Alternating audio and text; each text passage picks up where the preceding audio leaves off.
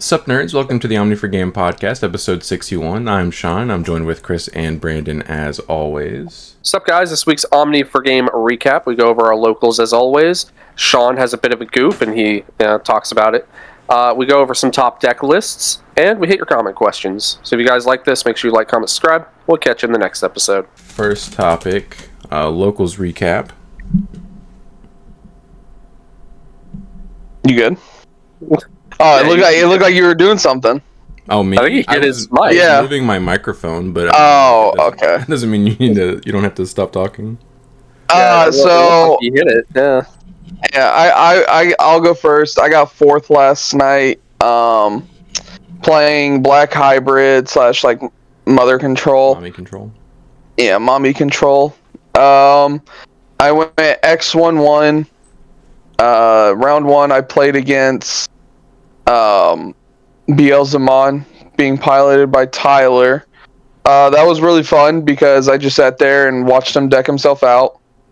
Our game one lasted so long because I'm just never going to swing, especially against that deck, that I never feel like afraid because I'll have multiple Shotos with mothers and Shadow Seraphimons, and just he can never get through all of that fast enough before he'll deck himself out, because that deck has effects where you have to mill. So like I was never afraid. So I won that game 1-0-1. Or that match. Nothing really crazy happened, and that just established my stuff, and then just there would be turns where I just play like a tamer and then pass. So like say what he told you in the middle of game one. Oh yeah, in the middle of game one, he had 6 security because I had Shikuam on him at one point, and he like looks at my board with all these Digimon, and he goes, "You know you can swing at me, right? You can like attack." And I'm just like, why would I do that when this is funnier? As I look over at his deck and he's got like a couple cards left. Like I would never risk my cards because like he does play like Rivals Barrage and Death Slingers and stuff like that. Why would I do that? So that was funny. Round two, I played against Caleb playing Command. Was it you, Brandon? Round two? No, 3 was us. Okay. Round two, I played against Caleb, who was playing Imperialdramon.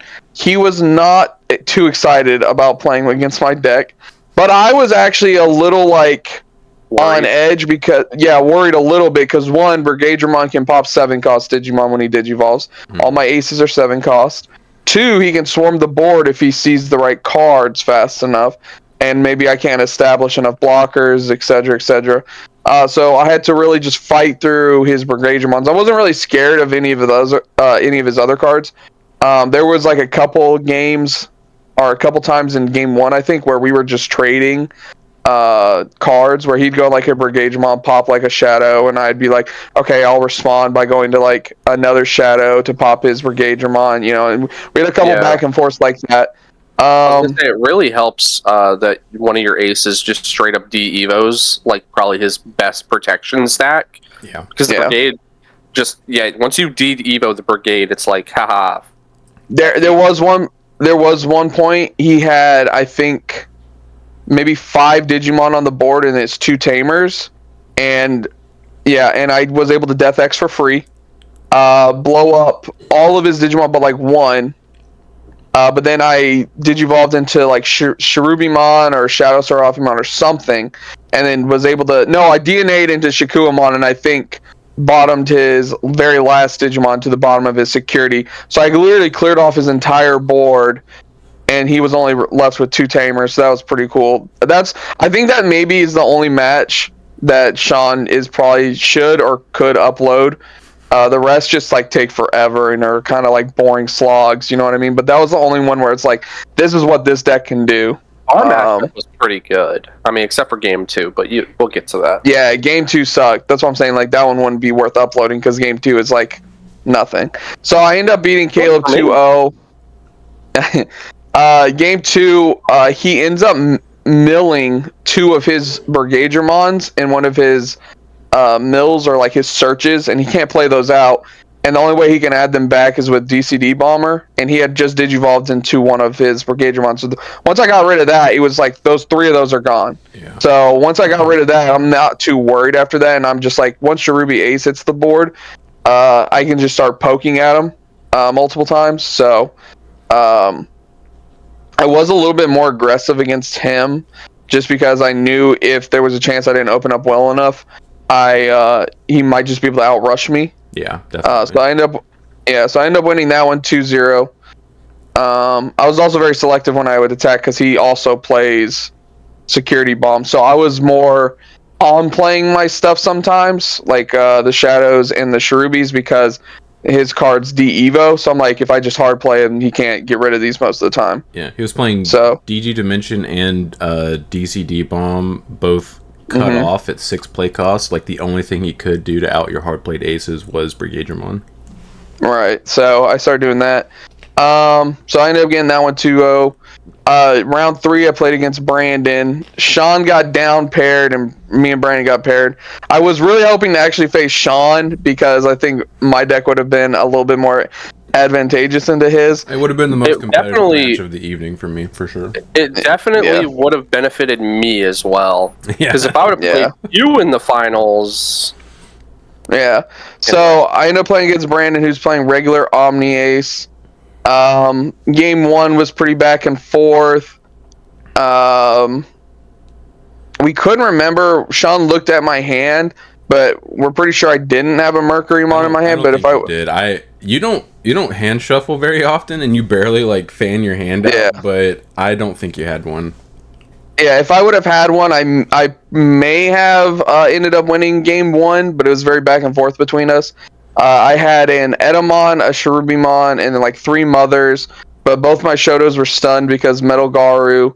And then, but if I was able to hard play the Mercurymon and give one of my mothers blocker, his follow-up turn, he wouldn't have been able to kill me, and he was decking out that turn. So I would have just passed on my following turn and won game 1. But he ends up top decking or bottom decking, because it's his last card, his last Omni Ace that he needed to end up killing me, and I didn't really have an out. I thought I did. I don't know. I forgot that the Omnimons, both of his effects to bottom deck and delete is just like when he comes out. It's not a when attacking. I don't know why I thought that. I forget it's just when digivolving, it just does both of them right away. So he ends up getting game 1, and we never really had... Even if we would have gone to game 3, we wouldn't have enough time. Game 2, I end up having some hands that this deck can have where it's just sort of unplayable. Like, I think most of that game 2, I had 1 to 2 cards in hand, just because I have no way of getting more cards in my hand, like top decking. And his deck can be... Yeah. Yeah, because I was I was never really worried, because all you did was keep hard playing 5s, and I was just like, all right, out the 5, get in there. Right. So others never had blocker, because you never had Shoto or the hybrid to give it blocker. That's right. So I was. I mean, that's how that deck can be sometimes, though. Like, sometimes you'll open up with the cards you need to see, sometimes you won't. But that's most decks. But, like, this one can be really bad because you play so many Tamers and, like, a lot of hybrid cards where it's like, if you don't see some of your Tamers, you're just kind of stuck. Yeah. So, that was that. Game 2 was, like, really uneventful. He just kind of killed me really quick. He opened up very fast, too. I'm pretty sure he, like, Omni-Aced me by, like, turn 2 or 3. Yeah, it was, like, he was, like, really quick. I was like, oh, you're hard playing stuff? Bet. I'm going to get in there. Yeah. Round 4, we have a player at our locals named Dante who plays Nature Spirits for fun. Sometimes he'll bring it. And we were giving him a bunch of crap. We always give him a bunch of crap, like Nature Spirits are trash, which it is. But there's just a random card in his deck that actually kind of hard counters my deck called Shogun Gekimon. A lot of people he just happened to play last night. That's so funny. So I ended up tying against him because game 1 was more of like me filling it out and me not being able to see my outs fast enough to get rid of the Shogun Gekomon. Like at one point he had like 3 of them on the board. And it's just like I have to answer them. And if he like misplays and like Digivolves on top of one of them, that's great because it's like easier for me to get rid of that way. Yeah. Especially if he like swings with it or like whatever, and I can like attack over it. That's one way. But like really, my only out to it was ShineGreymon Ace. And in game 1, I only saw one of them, and I was able to answer 2 of them, but I was never able to get rid of that 3rd one. So game 1 was like kind of like a learning, like I'm trying to figure out how to navigate through it. Game 2, I was able to win just by being a little bit more aggressive and swinging more efficiently, because I'm like, if he gets Shogun Gekomon, there's literally no point in me having these Digimon anyways, so like I need to swing with them now, especially like my Metal Kabuterimons and whatnot. So I started swinging at him a little bit faster and answering his Shogun Gekomons a little bit more efficiently. But then we just ran out of time. Like I think game 1 took like 35 minutes, and then like game 2 we barely had like 15 minutes to play. So we were basically playing for a tie. So yeah, I ended up tying against Nature Spirits. Yeah, so I finished X11 and I think 4th. I got 4th place, so it was pretty fun. Not bad. Especially for your first time running a deck. Like those are usually the tough weeks. No, that's a brain dead deck. That's why when Sean asked me to be the highlight deck, I was like, I don't want to play Susan because that actually requires thought, and like you need to know like order, what to do stuff, and like situations and stuff. This deck is literally okay. Hatch Mother, play Shoto, pass. Like proceed. Go. Yeah, it's very. Oh, you're attacking me, Ace, Edamon, Ace. You know, it's like super like DNA Shakuamon, bounce that. Okay. You know, it's I will say, you did. I'll get to it when I get to our round, but you did low-key ruin my deck last night by what you were playing, because I spent like a good 30 minutes looking through our bulk trying to find Memory Set or Tie, and when I tell you I could only find one, because you put 4 in your deck. I could have told you where they're at. I got them all in one of the bulk boxes because I was also looking for them. They're all together in like one of the it's in one of the brand boxes. So many. How many starter decks did you buy? Well, it comes 2. 4, right? Yeah. Okay, I guess that's fair. You would have. And you just made it sound like there was a bunch. Yeah, and I had a pre-release one, so we really have 9. Okay. Nice. So another. I looked through the thing. I found the starter decks, and I was like, I can't find any ties. Just play the ones with sample. Just play the one with the sample on it. Yeah. I will say, what is it called when you read a word but you perceive it as another word? Yeah. I must have dyslexia because Sean mentioned this morning in a group chat message. He must have watched some of the video or something. I didn't. You didn't? I know that it does, and I was like, I wonder if Chris ever did that because you didn't mention it in the profile. So when I read Shadow Seraphimon Ace's Digivolution stuff, I read it and it was like Digivolve on top of Seraphimon for 1. And then I read the other one, and they're so close in like words. I was like, why does this have 2 alternate evos for Seraphimon? That's so dumb. I don't even play that. Sean mentioned it to me this morning. He's like, it's Sephirothmon with like a Mercurymon in it, which I only ever did like a couple times last night, and I don't know if it would have changed anything. But knowing that, it probably would have. But I read it and I mistook it as Seraphimon and Seraphimon, not Seraphimon and Seraphmon. Yeah, when you can ace people and catch them off guard if you just have level 4 on the field. That's the only time it really comes up. People that don't know can do that. Yeah, it was just I like read it. I was like, what? Why? Okay, sure. And I don't. Yeah. But yeah, so that got me. Yeah. But. Got. All right, and since Ben wasn't here this week at our locals, Brandon actually managed to top. So go ahead, Brandon. Yeah, so I got 2nd. And if you could tell by what order we're going, and that means obviously this guy over here. I don't know if I'm pointing to the right one. Obviously got 1st. But so I walked in thinking, I'm kind of tired of Ancient Omni. Like the deck's fun. I love playing it, but you want a different slice of cake. You want the same cake. Just a little different, maybe a different flavor of frosting. So I brought just regular old Omni, like I said with the deck, Chris kind of low-key screwed me because I wanted to play 2 memory setter ties, but I could only find the one, so I instead put 2 BT15 mats, which is cool because you can search your Melga stuff and you can search the level 3 I play the most of, which is good. But that helped you. What the hell are you talking about? It helped you versus me. You have Melga hard counters me, even though that's not a real card. I would agree. But having 2 of the memory setter ties means anytime I went into BT14 Wargray, I could have made him 16 to swing over Mothers, assuming I ever ran into that situation and you didn't have your ties out. And I could make my Omni bigger as well. Yeah, that's true. Yeah. So I wanted more of that. But, you should have told me. I could have told you where they were at. There were it was super last minute. There were 2 decks playing, or 3 decks playing Mother last night in the room, So luckily I only ran into one of them, and it ends up working out well. But anyway, so round 1, I got the bye. Unfortunately, I showed up to play Digimon. I instead watched Robbie lose his soul over the pass of an entire match. So I sat next. I'm just going to tell the story because it's hilarious. Okay. This is my round 1. I sat next to Robbie and Dante playing. Now Dante's playing Nature Spirits. Robbie's playing Machinedramon. Dante says, hard play Shogun Gekomon so you can't de-evo it, and I always have a really swarmed board so you can never touch it. So your analogs, useless.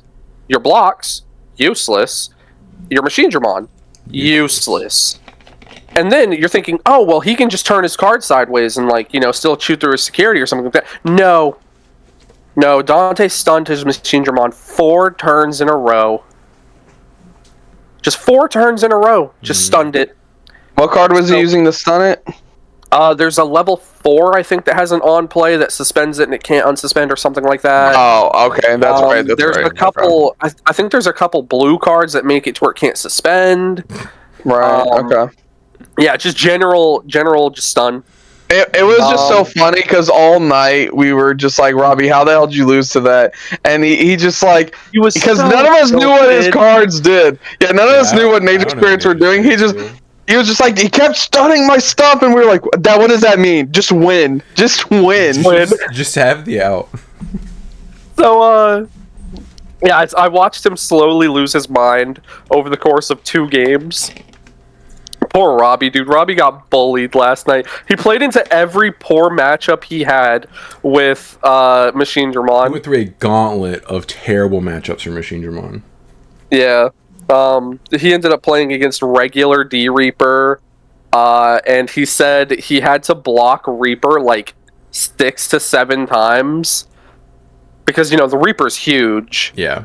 But he has all his redirects and stuff, so he's just losing all his sources, and he can never swing because the D-Reaper player is playing Shoto. Yep. Yeah. Just poor Robbie. We bullied him, okay, we didn't. Our locals bullied him so hard, he looked at me at the end of the night and says, I'm bringing Pulsemon next week. The pairings bullied him. Yeah, the pairings bullied him. What did he play around 3? It was another... that might have... I think that might have been that was his bye. He had a bye round 4, I think. No, I thought Grayson got the bye round 4. Okay, well, and whatever his last round matchup, I'm pretty sure it was a bad matchup for Machinedramon too. Yeah, he played against Nature Spirits, D-Reaper, and Brigadramon, which DE. Yeah, because Caleb feasted on. Yep. That's why his opponent win percentage was so low. God. Yeah, poor Robbie, dude. Yeah, poor Robbie. So that was round 1 for me. Just draw. Yeah, watching him lose his mind. Because I sat there I looked at Dante's deck and I was like, oh god, you're playing that? Oh, that's so bad. And then he proceeds to wombo the ever-loving bejesus out of Robbie, and I was just like, hey man, you got it. Shogun Gekomon just... Yeah, literally in the game that Dante won against me, he activated one of his cards and he got to spit out a body, and it was Shogun Gekomon. And I'm like, oh, okay, come on. And then he digivolves into the Talailicomon or whatever. He goes like, I get to play 2 more. He's like, here's another Shogun and then another card. And I'm like, brother. I'm like, okay, one of them, sure, but 2? As soon as I get rid of one, he's got another. And I'm like, I'm never able to get rid of this card. Yeah. That's funny, especially for how that card interacts with this format. Your mothers mean nothing. Yep.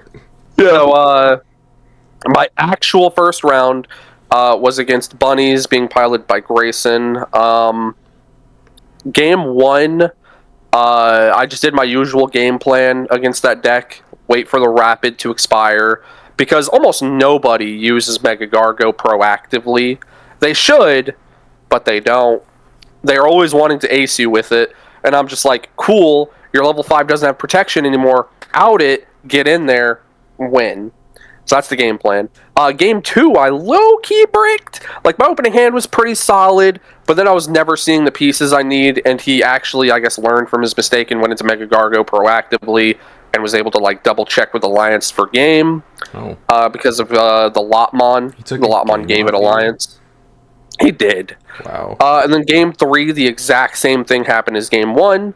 I let him establish his Rapid, let it expire, killed him. So it was honestly pretty, I wouldn't say easy, because I did lose a game because the deck didn't cooperate. But like, he Quartzmoned me, and I was like, okay, so that's a Mega Gargo under that thing. Oh. No protection. Miraculous Mega Knight. Boom, boom, boom. Bot deck that thing. The Quartz is only really good if it's like kind of ending the game, or if your opponent has nothing coming out of raising that can really hurt you. Yeah. Well, my raising empty was empty, so no, I know you have Miraculous, which plays your cards deck, out. It's not going to have a chance to do anything about it. Yeah, it closes the game out. So then, I get the turn back. I go into Alter B and it's game. Yeah. So, yeah, especially since I don't have to tap my Tamer because I got the Overflow rebate. So it was nice. Then round 3, that's when I played against Chris. Chris was fighting for his life against Melga. Like, every time. I think I Melga'd him 3 times because I promoted an Agumon, and literally it's the first card I went for. I promoted the Agumon and just like, give me back my Melga. Nah, it's not a real card. Yeah. So, Melga does not hurt me. BT15 Melga can't hurt you. He can't hurt you. Yeah. I also, for the first time ever, went into Alter B, and it didn't end the game. Because he had 2 Black Tamers set up, and 2 Shotos set up, and I had stunned a lot of his board already with the Melga when I warped Evo'd. But then I went into the Alter B just to clear his 2 Black Tamers so he couldn't hybrid me for game. And then also deleted one of the Shotos to make it to where only one of his mothers could ever potentially be a blocker from there. But it didn't actually end the game. It did clear his security. And then Chris wanted to argue with me for like 2 to 3 minutes. It was not 2 to 3 minutes. Sean? It was like a minute. You're exaggerating. It wasn't that long. It was like a minute. It wasn't even a minute. Like 30 seconds. He yelled at me, "You don't know what my deck does." You literally don't! It doesn't matter what your deck does when you don't have a blocker and your board is empty. I did have blockers. What are you going to do, Blast Evo? He had 2 guys on the field that weren't Mother. Again, I forgot. I forgot. Comes out and says bottom deck them. I forgot. Remember, in my head at this point, I'm thinking that Omnimon's effect to delete and bottom deck is one of them is when Digivolve and the other one is when it attacks. I was thinking it was like that. I forgot that both of them happen when Digivolving. Even if it was a when attacking effect, you wouldn't get a chance to do anything before he got rid of your stuff. Well, when I enter Blast and then my ShineGreymon would activate. Turn player attacking effects. Would finish first. Blast that's right. We talked about that last night. Yeah. Yeah. Okay. So essentially, I almost pulled a Sean, and all I needed was Omnimon. I was digging for Omnimon. Why didn't I just security? Go ahead. Oh no! Why, Sean? We're so dumb. I should have just hard played ShineGreymon Ace and then used its effect to play out the Metal Kabuterimon. Because then I would have had the 5, the 6, the 4. Then he couldn't have cleared all of them. Yeah, you could have done that. No, but then he would have just said target 6s and then bottom deck 4 because the Edamon was suspended. Yeah, you already blocked with the Edamon. Also, I did have the ability to pick what order I did my effects in, and what I could have done is I could have played an Agumon out off my Miraculous, because remember you taunted me, so I was swinging with the Gabumon, and you blocked it. That's why I remember. I needed Mommymon in one of my stacks. I could have gone into it. That's what we talked about. I should have gone into it earlier and played the Shrubimon on top. Okay, yeah, I remember. What I would have done in that situation is I would have Miraculous the Agumon out, card played the Melga, evoed into the Wargrey. Wargrey would have popped something that was 8k or lower, then end of turn DNA'd. So I would have been able to clear an extra body on top of that. Nah. But anyway, so I almost pulled a Sean. All I needed was Omnimon. I had 2 cards in security, 1 card in deck. I literally looked at Sean and I said, this is the determining factor. This is it. And I just drew it and it was Omnimon. I said, alright, that's game. Yeah, your reaction to it, I was like, is that what you needed? And you were just like... Let's go! So it was a very, very close game 1. Game 2, he didn't see Shoto. He didn't see anything he needed, so I just killed him really, really quick. Unfortunate on his end. And then the final round, I played against Sean. Unfortunately, you people, I say that with much disdain, voted for 3 Great Angels. And I have a very poor... members only poll. You members only. Looking at you, Damien. There you go. I voted for Ragna.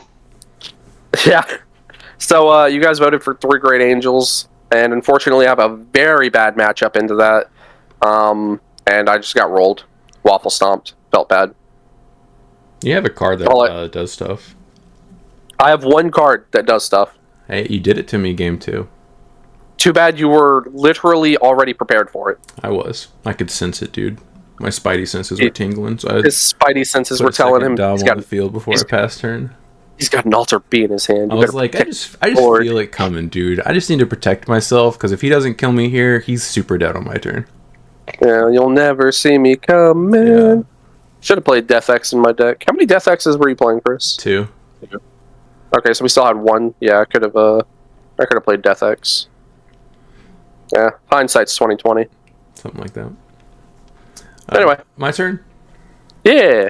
Okay, so as Brandon mentioned, I did have a members-only poll this week to determine what deck I was going to run for locals. If you guys would like to vote in future polls, because I'm probably going to start doing that on a semi-regular basis, consider becoming a channel member. The vote was for 3 Great Angels, so I brought it last night. I played Grayson's Bunnies round 1. LOL. Yeah, what does that deck even do? Yeah. He doesn't even have Cherabases. Yep. I mean, it's an expensive card. Yeah, he does. I don't think he has any Rapid X's either, if I'm not mistaken. Nope. Yeah, so like it's literally just Mega Gargo Turbo, so like that's just like a... I'm sorry. Yeah. I'm sorry, little unfortunately... One. Yeah, unfortunately, Grayson is the casualist of casual players and has not updated his deck since. Well, he has to get all our cards from me and Brent. He's our cousin. He gets all our cards, all his cards from us. So he doesn't really keep up the bunny deck. Yeah, I mean the best boss monsters for that deck are very expensive, relatively speaking to the rest of the game. So like I can understand a casual person not wanting to. Rapid X has no reason being that expensive. It's a secret rare out of a set that we didn't get a lot of. That's literally. I know. Yeah, that's the only reason. If it were meta, it would be like $50+ for the regular. It would be it'd be the same price as a Magna. Yeah, and Magna's not even meta. Yeah. So anyway, I won that 2-0 very easily. I was just kind of remembering how to play Angels the whole time.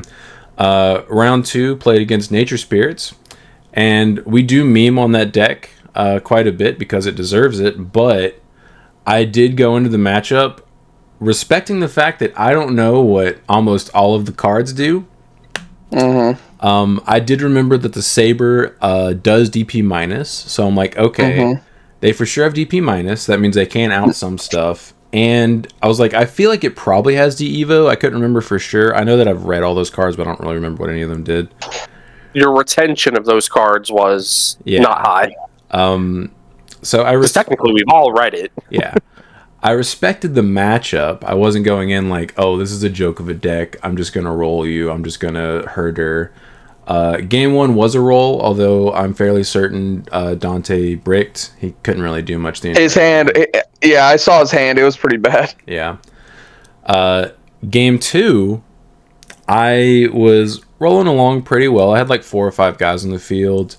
And from what he had done the past like couple of turns, I could tell he was probably... Because at this point, I'd already seen a D-Evo level 5. I saw what the Saber Leo did. And I knew that there was a Catboy DNA. And I was like, I feel like he's about to promote and actually like either completely clear my board or come close to it. Because he's going to get access to all like... It was like 7 to 11 Ace Overflow, I think, from my board if he had cleared it completely. So I just turned everything sideways besides one card, left him 1 security, and then set up in raising... and just, I was like, hopefully I can respond to his board if he does do that. He promotes. He does wombo combo me.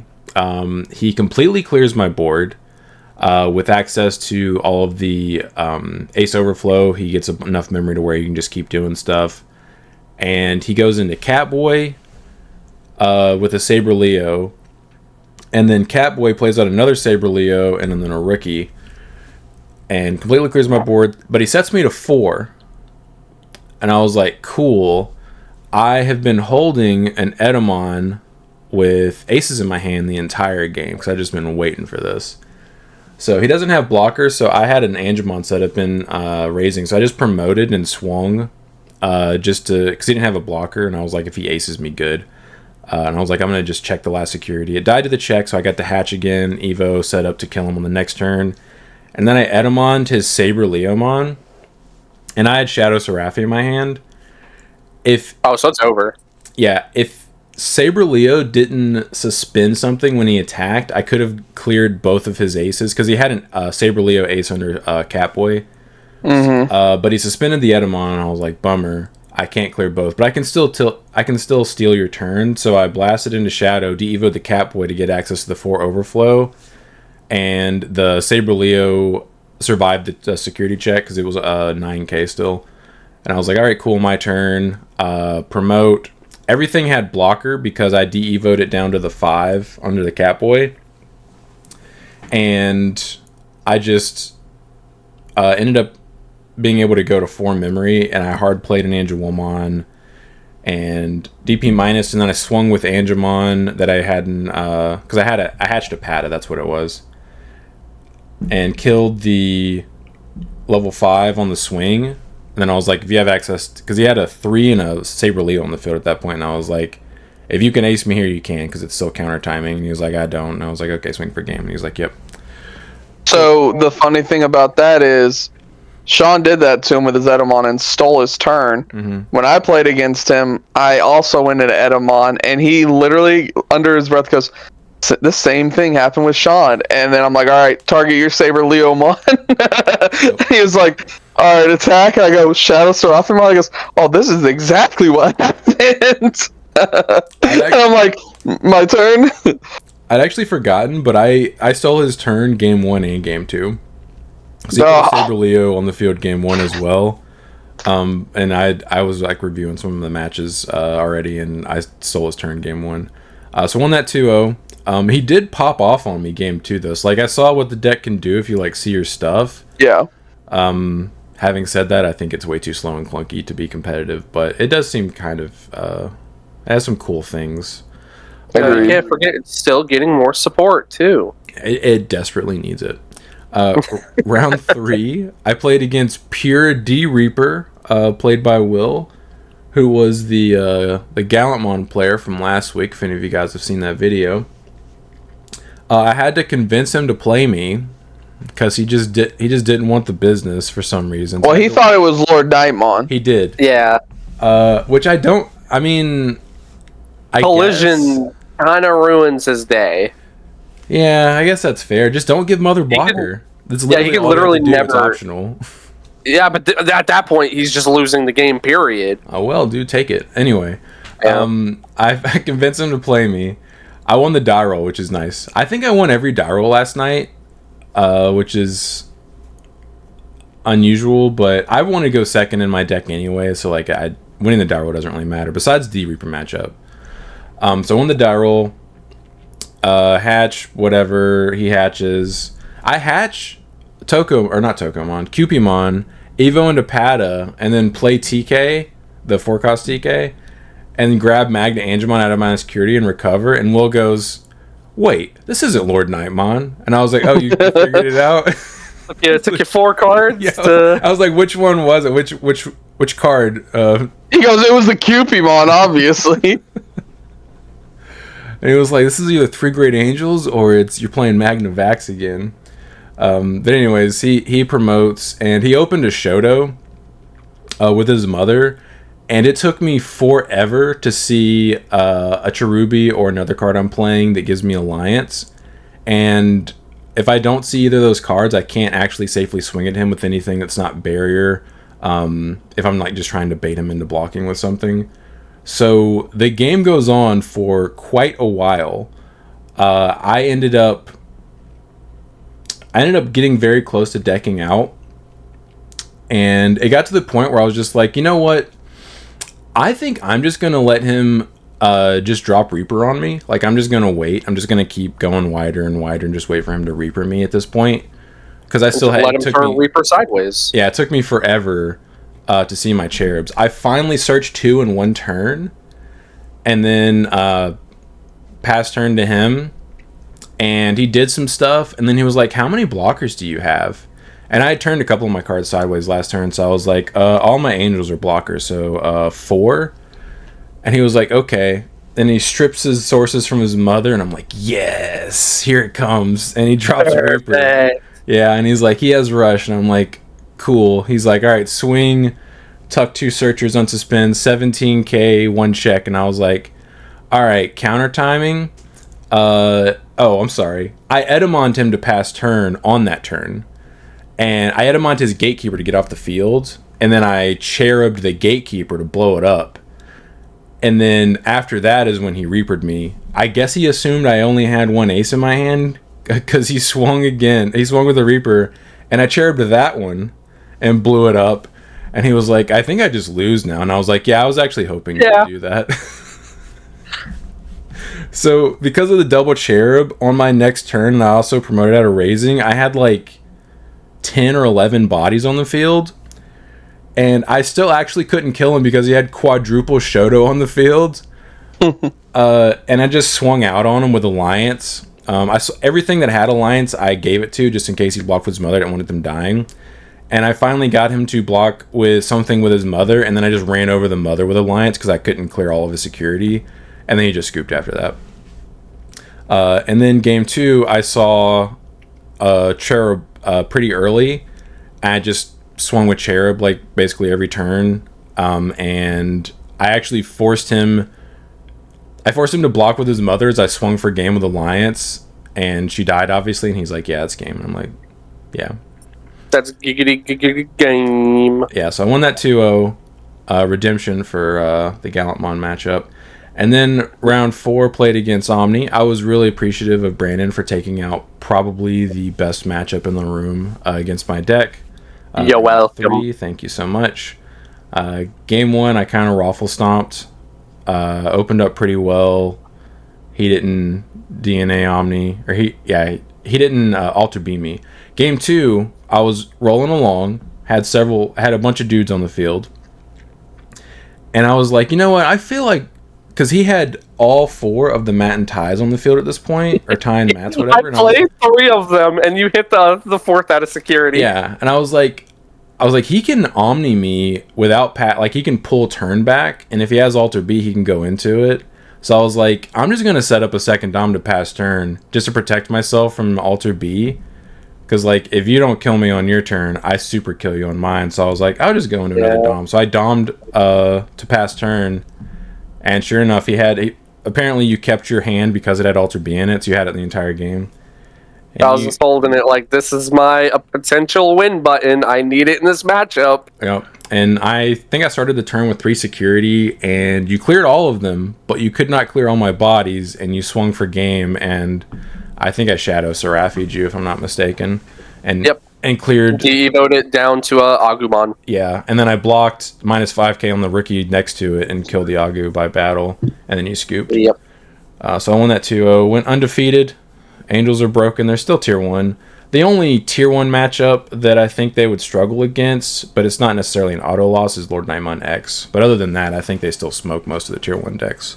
Yeah, how do you think you do against, like, what is it called? Purple Hybrid? I don't think that matchup is, like... It's a purple deck, my guy. Yeah, I was about to say, I don't think that matchup is bad for you at all, because they can't really interact with your stuff. They can try. Yeah, they can try. They can give it a good old gentleman's try. I mean, they can change my colors, but that doesn't really... The only thing I can think of is if the Angel player opened up slow and they opened up extremely fast and aggressive, like a lot of their low end and like a Tamer or two with like a Duskmon. Yeah, that would be how you would lose. That's it. As if you just don't see your Dom Angel combo against them and they open up pretty fast. But if you establish Dom Angel versus them, they literally can't win. That was like the only thing I had going for me in game 1 was you hadn't seen Angelomon. But it still didn't matter. Yeah, I never saw an Angelomon until like the final turn of the game. Because you were like, you were said something about like, I wonder if you're just waiting to do it, and I was like, no, if I had hit the field already. I remember saying out loud, like, I was curious if you were holding it in your hand, but I was like, that's stupid. Why would you ever do that? Like, you'd slam that thing on the board the moment you got it. Yeah. And instead, you went through all 4 Magnas, which I was like, or Magna Anja. And I was like, dang, that's crazy. Yeah. Deck's still super duper broken. You know what would have been real nice? Paladin mode. Could have stripped all your blocker and attempted to raid into him or something like that. I don't know. It wouldn't have mattered. I still ace you there. Yeah, but what about Death X? Death X would have been definitely a good card. Way better. I would have gotten blown out game 2 by Death X. Yes. If you Death X before you Omni'd me, I would have lost. Yeah. I mean, I got 4 of the Tamer. I was kosher.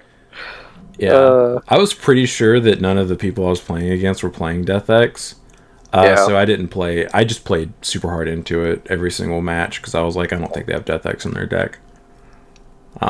You can play around it if you're aware of it being in their deck, though. You just start turning your little stuff sideways earlier than you probably would normally.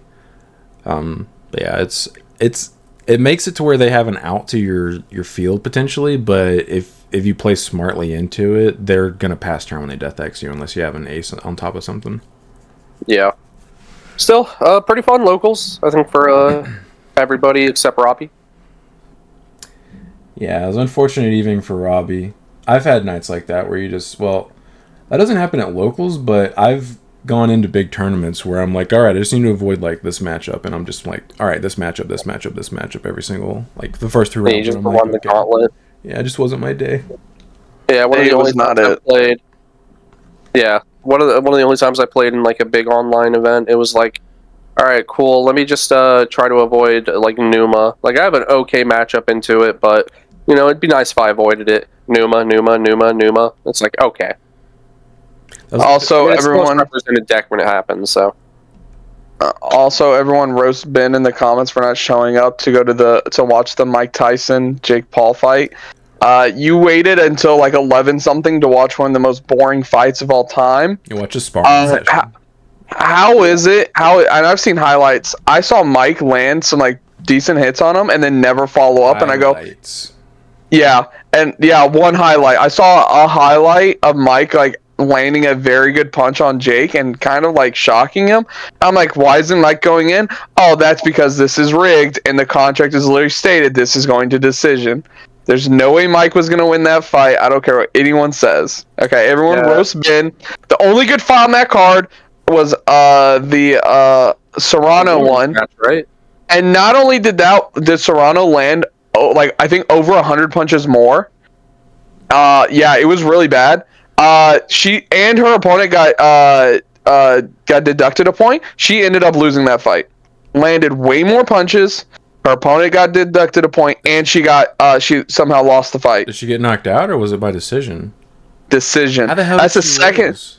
That is literally nobody knows. That is the second time this has happened to this woman, where like she has dominated her opponent, but she loses in decision by like a point.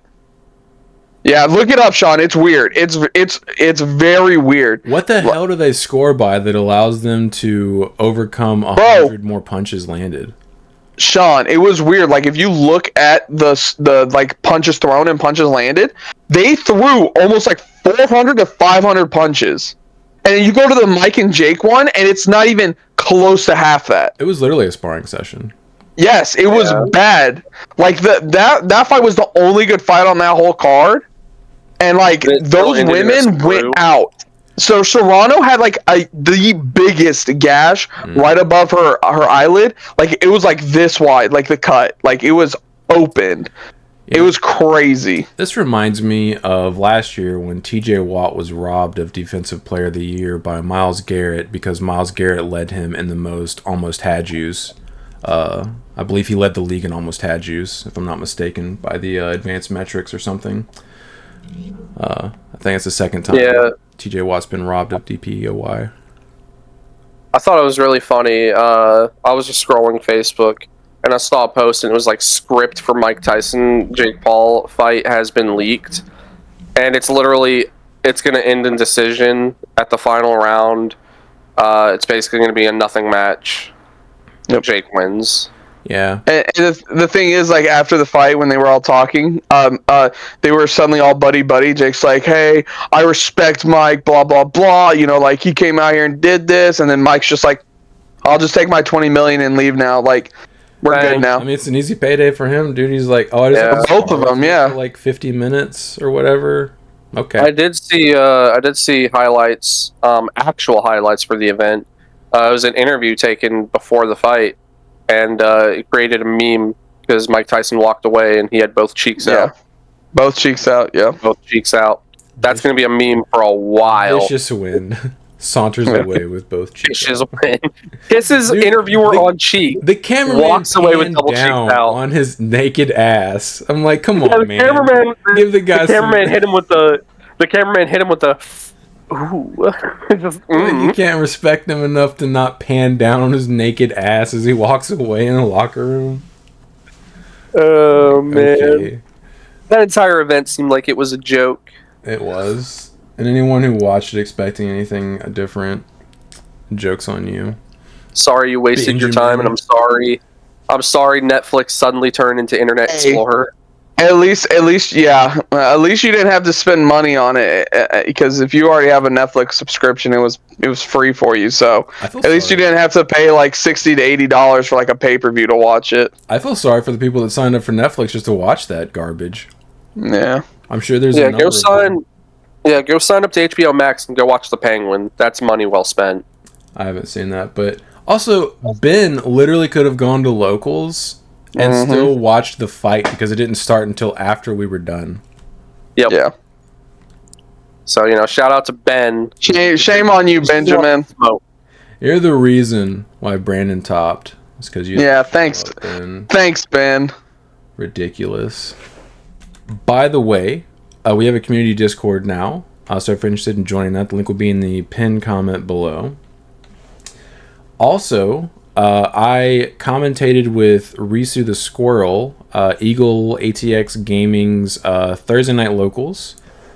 So shout out to that. Thank you again, Risu, for inviting me to do that. That was fun. I apologize for not saying anything about it. I only knew about it it was like less than 24 hours beforehand, but it was enough of a time to where if I had thought about it, I would have announced that to the channel. Somewhere. Yeah, that's on me. Didn't even occur to me to do that for some reason. I am dumb. I apologize. Next time, I'll definitely mention it. So if you guys want to watch it, you can actually go watch it. Next time, baby. Hey, and all you Black War haters, keep hating. Yeah, the deck sucks, dude. Stop. He's already dead. There's no need to hate on it just because you have PTSD from BT11. Oh yeah, and apparently Paul and Tyson got suspended for their weigh-in shenanigans. Or not the weigh-in, it was like the face-off where he slapped a taste out of his mouth. Suspended. Who cares? They're never actually gonna enter real. Well, Mike's obviously shouldn't, but Jake's never gonna actually enter into real competition. What is it, like that state's gaming commission? It's like, okay, I'm just never gonna fight in the state again. Stupid. Mm-hmm. Yeah, that's such a joke, dude. All right. So we're gonna go over some top deck lists. We've already looked at this one, right? Yeah, this one had the Ragnar. Yes. Yeah, I had the Ragnar. Yeah. So we're gonna go over the Ooh, I'm interested in Greymon. Eagles win a box. Nah, screw the Val. Look what's next to the Val. That's what I'm interested in. What place did they get for? The Mirage? No, this guy, Omnimon. I know what he was. Yeah, I know. All right, so this was. He knows I'm eyeing it up. This was 45 players, 5 rounds of Swiss. There's a top 8 breakdown. Let's take a look. So we have 8th place, Law X with Mirage. This is apparently called dog walking now. Why? I'm not sure where the walking comes into play, but... What? Why is it not just Galaxy? I don't know. People like to come up with names. It's like, why did maybe it's like a space, like they call it a spacewalk. Yeah, so walking the dog, in it. Yeah, I don't know, dude. Why do they call the Hina deck Dragon Links? That makes no sense. I think it has something to do with the lore or something. I don't know. It's literally because deck in Yu-Gi-Oh. I don't care what anyone says. This is Galaxy. Yeah. Yeah. So he's got 3 Mirage. What is that? 3 Hexblow and 2 Ancient, and then how many of the Apollos? That just Apollo. 1? Yeah. I'm actually surprised there's no Diana in this deck. Yeah, I mean, you have the Hexblow, which I would say is a little better than the Diana. That's fair. Just Ice-Clad, stun effect. But yeah. I mean, yeah, but you need it in this deck when you're playing Mirage. Like, yeah. He's not playing any burst mode, though, so this is literally just Toolbox Mirage. Yeah, they don't... I honestly, at this point, I wouldn't even call it Mirage. I just call it Galaxy Toolbox. I would call it that, too. It's just the Galaxy engine, which is pretty broken, and then the best megas you can put on top of them. Yeah. Which don't include Grace Nova, ironically enough. Oh, funny. His own deck doesn't, crazy, right? He's playing 1 mental training and 1 analog youth. Tekken. Sure. Yeah, this deck is pretty stupid when it pops off on you. It's just like, if you don't have a blocker of some kind on the field, they're just like, I'm just going to touch myself for like a couple of minutes here. Just hold tight. Alright, so we have 7th place Gleaming Garmor with a Valk. This is interesting. Oh, it's actually just okay. Yeah, it's actually like relatively standard Valk. Okay. Yeah, it's his actual deck. That's crazy. Hey, he's doing the Wings of Love Sora combo. That's something I considered whenever I was messing with this deck. Yeah, it's pretty cool. I'm kind of surprised he's not maxing out on the analog, because isn't that like very good in this deck? It is. Maybe he just didn't have room for the 4th, but yeah, it's actually kind of necessary because both Sala and Gatomon rely on stuff being in your trash to even like do their stuff. Yeah. The 1 Magna's pretty good. Like, your opponent could just not see that coming. Yeah. Oh, you're playing Valk. Alright, here's Magna. What? Yeah. And if you're playing against, like, matchups that just hard lose to it, like Demon Lords is an example of one, you can just go into it and be like, game? The 1 of Aguni is pretty cool. Yeah. I wonder if this was just to kill people for game. I'm wondering, well, because this has got to have a good matchup into LordKnightmon, right? Because the Valk, once they establish like a wide board, the Valk will just kind of clear it out. They can respond to a LordKnightmon player, but a LordKnightmon player can just touch them up just as easily and respond to their Yeah. And like the Magna's not going to do anything because you just swing with collision for like 20,000 DP. Yeah. And I'm wondering why. Maybe I'm just misremembering, but because that's the ancient Aguni, right? Yes. Yeah. I think this is literally. Oh, this glitched out. It's inherited DPs like. I think it's just in here as the hybrid for game target that Gatomon can add back from your trash. Well, I was just thinking, like, why not use... This is broken. I mean, I guess both of the red-purple Agunis aren't doing anything. Well, this one's inheritable is also just 2k DP. So is the other one. Yeah, oh, is it? Yeah, the other Maybe one he just likes this art. Digivolving. What's the other one do? It digivolves from Takuya or burning for 2, or burning for 0, Takuya for 2, which is irrelevant. When digivolving, you may return 1 card with hybrid or 10 warrior trait and one tamer card with an inherit effect from your trash to your hand. Okay, so neither one of them would do anything in this deck. Yeah, it's just a hybrid that's double color. Yeah, it's just so you can Dino B. Yeah, you can add it. Yeah, you can Dino B, or you can add it back from your trash with Gatomon. Yeah. Or add it off the Hawk. Play the other one, because the other one's foil. True. What rarity is? Yeah, this is common. Yes, common. Yeah, that's true. Maybe you just didn't have one. Who knows? That's quite possible. I mean, I'm not seeing any cards from this latest set, right? Like. Nope. Nope. Yeah. So maybe you just didn't have it. Yeah, I mean, this is BT17, but yeah, there's no EX, whatever, and no 2.0. Yeah. Congratulations. Then Good stuff. We have a LMAO 6th place LordKnightmon X Ragna. The deck Sean should have been playing. Appropriate name for the deck. Yeah. He's definitely made some adjustments here. He's made some concessions to the fact that he needs to be playing Outs to Floodgates, and he needs to be playing Floodgates himself. Adapting, improvise, overcoming. Yeah. Is that only 3 protos? 3 protos. Yeah, it and is. BT9. Yeah. Hey man said literally, I don't have a 4th one. It's possible, but the BT9 seems okay. It's probably in here just to give him an extra source, because like unless you're evoing into an X antibody Digimon, you can't protoform. So like sometimes if you need like one more source for the Ragnar to actually be game, you can just tuck that if you have it in your hand. That's fair. But you don't actually need protoform in this deck. I've discovered, like, I think my current list I only have 3 protos and I don't play BT9 X Annie, because like you actually don't need to see it in here. It's not as vital as it is in the Cerberus X build. But congratulations. Then we have another Mirage Galaxy Night Turtle, 5th place. Full Metal Blaze It. God, these ads, dude.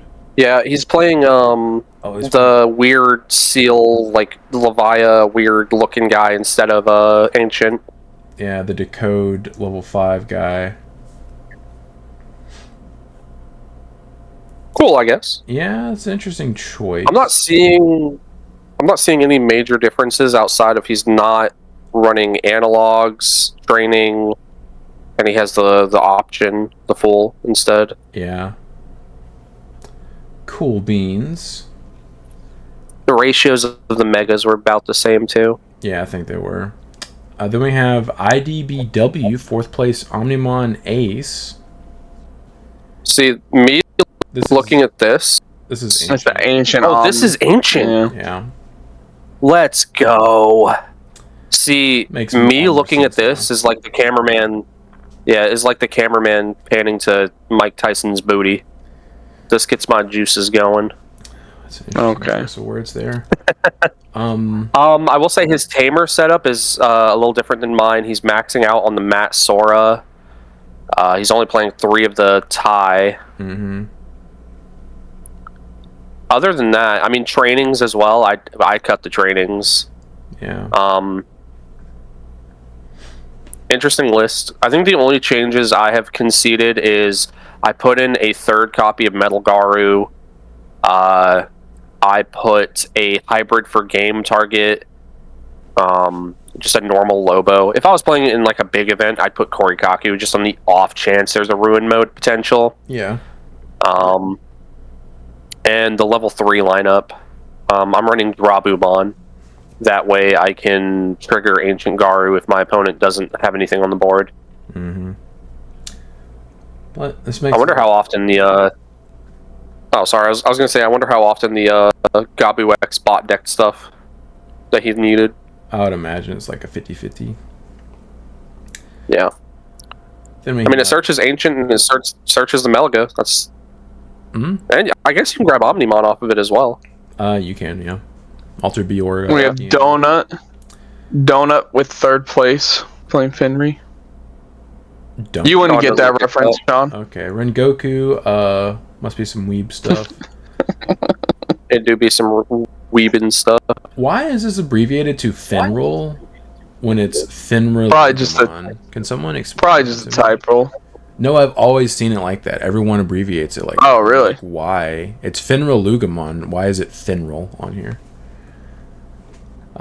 Anyways, this is pretty similar to. No, never mind. This is not similar to Ben's list. He's running the Lugar level 4s. I mean, to be fair, we condensed Metal Garu to Melga. Yeah, but I think that's what they call it in Japan. I don't know. Maybe it's that's how it's actually spelled in Japan. I don't think they use our alphabet in Japanese, if I'm not mistaken. I don't think they spell words. No, they have their entire own kanji system. Yeah, that's what I was saying. They have like multiple alphabets. I didn't know all that. Yeah, I mean... See, this is a deck I've wanted to play, but I'm just not going to shell out the money for the... Taka. The Taka and the Kazuchi. I'm just like, I'm not. Are they even expensive? I don't want to play it. No, probably not, but I'd have to buy 7 of, like the total of 7 cards for. I'm like, You could probably get it once we get the LM set. You could probably do 3 and 3.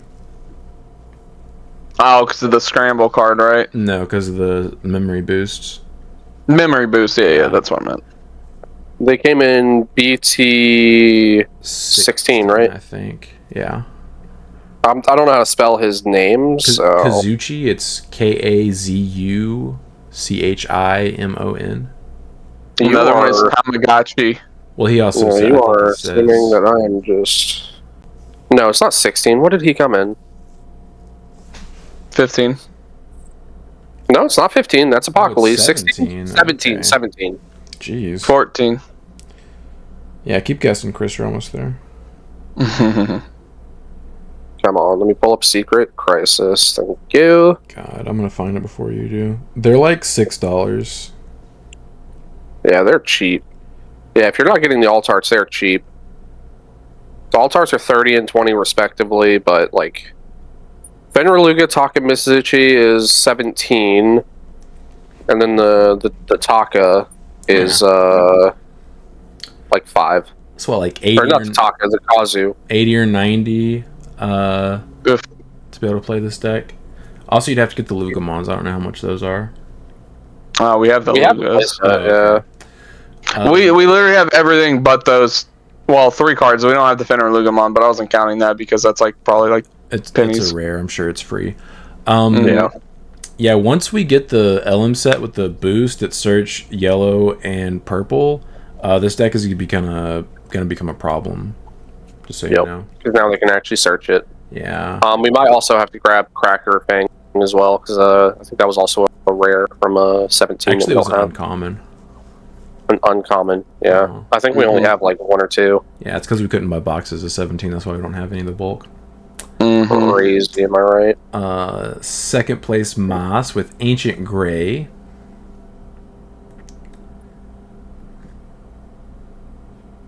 Yeah. Got the double. Yeah, it looks like Ancient Gray. It'd be Ancient Gray in. The only thing I'm surprised about is no Grab Crush. Oh yeah. I feel like every Ancient deck should be playing Grab Crush. He's playing the boost instead. Yeah, which I like the boost because it does let you see your pieces, but at the same time, like Grab Crush is just a win button. You can just press it anytime to like, oh, I won because I had the Grab Crush. Like, you know what I'm saying? Yeah, it's like, oh, if I only had 2 more memory. Oh wait. Oh wait, I do. Yes. Crazy. Then we have Magnetimon with LordKnightmon X, purple base, obvi. I think this is closer to a more standard build. Oh, Jesus, zoomed into. Nope. Gotta zoom out. Yeah, this guy's... I mean, don't you use, or don't you not use Ruin mode right now? Like, you just don't have it? I don't have one, but I'm currently just not playing it in my list. I don't think it's necessary. If all of the purple hybrid dudes and the new hybrids were 5k and lower, I would. But like, the only hybrid deck that it actually really hinders from doing stuff is blue hybrid right now. Yeah. Because like red hybrid... I mean, technically you can technically attempt to ruin red hybrid, but they have all these DP bonuses during their turn. I don't think it matters. Yeah, and like if they have a guy that's 6k, they immediately are just like, okay, I'm just gonna do what I was gonna do. And purple hybrid, their new hybrids are 6k, so it literally doesn't do anything. 6 and 7. Yeah, this is pretty... 7th lightning. Yeah, besides the Levia X / 7th lightning combo, and the fact that I just realized this guy's running 3 protoforms. I disagree. I wonder if he only has 3 and he just put the 7th lightning in and plays for it, because I hate it when I don't see protoform, because it makes your combos so much worse. Yeah, it just makes it sluggish. Yeah, because like... not as much memory gain. Yeah, if you don't see the Cerberus, which he's only playing 2 of... Going into Cerberus X feels so bad when you don't get the on-play to play a rookie for free. Yeah. Because you need to play the 2 bodies in order to get 4 checks with your LordKnightmon X. Otherwise, you're just getting 2 to 3. But, congratulations. It definitely worked out for him. Alright, let's go. Yeah, I mean, him and Ancient Grey both went 5-0, so... Oh, yeah, that's right. I forget. I think this was one of the Thursday tournaments, if I'm not mistaken. No, it was a Monday tournament. Interesting. I guess they just have a hard cap of 5 rounds, so they had 2 undefeateds. I'm pretty sure with this player cap, though, first and second got the same prizing, so it didn't matter who actually came in first or second. Oh, okay. Nice. Then we have Core TCG's Online Regional from November 11th. If I can click on this. God, this website sucks. 379 players, 9 rounds of Swiss. 3 Mirage, 3 LordKnightmon X, 3 Imperial, 2 C Finral. There's an L on here. Yeah. 1 Shine, 1 Magnex, 1 Purple Hybrid, 1 Beelstar, and 1 Phoenixmon X. Everyone that thought LordKnightmon X was going to be the boogeyman of this format, you were misled by all of the hype it was getting. If you'd actually tested this format, you would know that's not actually the case. It's a good deck, but it's not best deck in format. Notice all 3 LordKnightmon X players are not even in the top 8. Starting off... seeing a lot of Mirage. Yeah. I know where 2 of them are. LordKnightmon X Purple Base, 16th place. 2 Protoform, 1 BT9X Antibody. I'm curious if this is just because they couldn't afford more than 2 Protoform and didn't have access to them. Because like I said, like, I just disagree with this. It's one of the best cards in the deck. It's $40 to $50 for a reason. But other than that, this is relatively standard. Nothing crazy in here. Another one. Spent Spark. Another one. LordKnightmon X. Okay, so 4 Protoforms, thank you. This level 5 Argo is a tech for hybrid decks. I've been considering it. Yeah, I've seen some people playing this. Yeah, so you can suspend all of your opponent's tamers when you go into them to reduce the Evo cost. And then none of their tamers can unsuspend while he's face up on the field, which is pretty cool. That's pretty good. Yeah, it basically like stun locks them. A lot of the decks can out this on their turn, but like it keeps them from like completely popping off on you for an entire turn, which is sometimes all you need.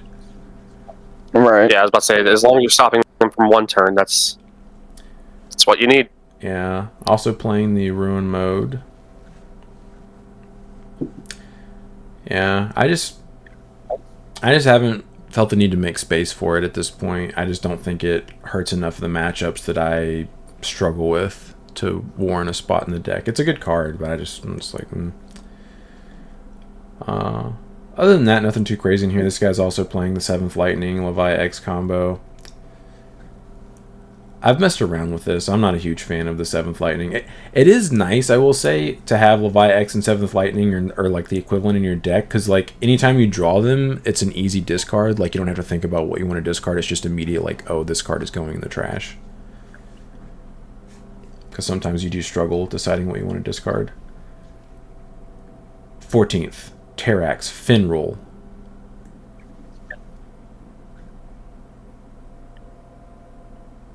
Oh, this guy's only playing 3 Kazuchis, dude. He wilded. Yeah. Other than that, pretty standard. I think a lot of people are on the Skull Belushi at this point. Yeah, I mean, looks like a standard Finn deck. Yeah. Alright, then we have Harlan, 13th Imperial. Ew. Ew. Yep, that's Imperial. Hey, he's playing 4 Davison Kins. Good job. That's step 1. Yeah, step 1 of building this deck. Put in 4 or Davison Kins. And not the BT-17 one. 12th place, Imperial. Another one. Another one. 4 Davison Kins. Death X, randomly. I wonder what that's in there for. I guess just random matchups that it might get into. I mean, it's just like an option card sometimes. Yeah, I wonder if this guy was like, dude, if we're into Angels, I need something. Well, even LordKnightmon goes wide. Not yeah, but that's usually when they're killing you. Yeah. Yeah, true. Usually the turn that you're dead. Yeah, unless you're playing some kind of like hyper defensive deck, when they put out a bunch of dudes in one turn, you're kind of dead. Yeah, that's true. Then we have Dan Vang, 11th place, Imperial Armor variant. This is pretty similar to what Tanner was running last Friday. This is going to be the Magnetop. Yeah. Yeah. Also playing a couple Hexablows. How many Progenitor is that? 1. Only 1. That's crazy. I mean, you don't actually I'd probably at least play 2. You don't need it in this deck because you can just Evo on top of Pyodramon, which you're going into anyway for just 4 memory. So like, it's not 100% necessary in this deck. Yeah, but I feel like being able to Evo into Magna for 2 is... Well, no, it would be 2, right? Yeah, you just pay 2 for the option and it reduces it to 0. Yeah, I feel like going into Magna for 2 is pretty preem. I mean, it is nice. Yeah, but you already have to play so many other cards, like there might just not be enough room. Yeah. I mean, I can think of a few cards to cut right now to make room for that. What would you cut in this? Honestly, I'd cut the Fighter Mode Ace. I think it's good removal. Yeah, I think it's good removal. I will tell you, and Chris will probably agree, having played Magna Armor before, the return can be a brick, so like I wouldn't hate cutting that down. Like I think I've cut mine to 2, and I don't have near as much as stuff as he does because I'm not playing the Python engine. If you wanted to argue maybe the Omnimon, maybe, but like that's a good target for the Imperialdramon fighter mode, or not the fighter mode, and the mag, like the Hex Plow goes on top of all of his level 6s. You can just you can just, and then the Giga Laser is good removal. Like that's one of these things this deck has problem with is just like sometimes removal, and that can like clear a whole board. And you have to play all those armor cards down there to even like go into the Magna. So like this deck is already super tight on space, and you're limited to 1 Hammer Spark. You gotta play it, right? You got to. Yeah. Gotta play it. Maybe that's how you beat LordKnightmon X. You start putting in Ice Wall. What do you mean start putting in Ice Wall? I never stopped. This guy's really good. I think he's being a little slept on. Togumogumon. I think it's because he Digivolves for 3. He evos on for 2 on top of Wormmon. 2 on Wormmon. Yeah. Oh, that's right. That's right. Well, you would never play him in a deck unless you were playing specifically this deck. Right. Like this version. But he's just randomly good into, like, he's really good in a purple hybrid. because he strips the Dusk to where they can't play a Tamer back out on deletion, and they just like lose out on resources that they have to somehow struggle to get back. And he's a blocker with Armor Purge. Yeah. Maybe I try this deck out. Because I like the one we played, Sean, that one week with like all the progenitors, but I never did build this version. Yeah, if I had the Pyodramons, I would consider building this, because I think I have everything else. Well, besides the double hex plow, I don't have any of those. I didn't buy any. I think I'd have to get my 4th Pyodramon back from Robbie, because he pulled one after I sold him those. So I'd have to get that back from him. So that's the only card I think in here that I'd be missing. Do you guys have Hex? Yeah. How many is this list playing? 2? 2. Yeah, we have exactly 2. Never did go and buy the 3rd or 4th. I don't need it. It's a side mega, dude. No one's building that deck for real. Besides Robbie. 10th place, Wes, LordKnightmon X, purple. Yeah, this is the one I've seen. I mean, without the shine, I've seen the Zed in these lists, and that Chimeramon seems weird. But yeah, it's just Tamer hate, right? No, the Zed is like an Omni4Game kind of deal. Yeah. Oh, yeah, because you can yeah, okay. The issue is in order to overclock with it, you have to have either the token that Lady DevX plays out for free, which she's only one of, or a Delta one she's only playing 3 of.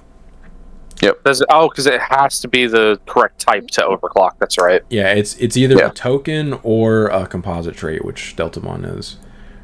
It is extra removal, and you can steal games with it. I've considered it. I've been thinking about it, but I just don't know if it's worth it. And I'm playing more targets for overclock than he even is. Right. The Chimera is a cool thought. I've never considered that, but that's actually an interesting idea. I don't hate it. I've thought about playing a one of Matt, but the first list I net decks to start testing this deck, I put 2 Mats in, and I immediately cut them after like a few matches, because I was like, I never play this. I always discard it, because like you just never have a turn to play it. Yeah, there's never a turn where I'm just like, yes, this feels like the right time. But I've considered maybe going back to just one. But even then, the deck space is so tight because like the proto forms and the trainings and all that stuff. I do like the Chimera tech. I think that's interesting. I mean, yeah, just being able to DNA for games sometimes is just like, just sucks to be you. Yeah, because you can definitely do this pretty easily. Just with your regular combo, if you don't swing first, you could potentially DNA up into Chimera for... Depending on your hand and what you've played out, you could do it for free. Oh, right. Yeah. I mean, I don't think you would ever use that. I mean, it's like an oh crap button if you haven't seen another level 5, but you're never going to use it in your main wombo. Probably not. You might just do it as an unexpected LordKnightmon that your opponent just wasn't anticipating. I mean, he can tuck anything from trash, right? Like level 5 or lower? Mm-hmm.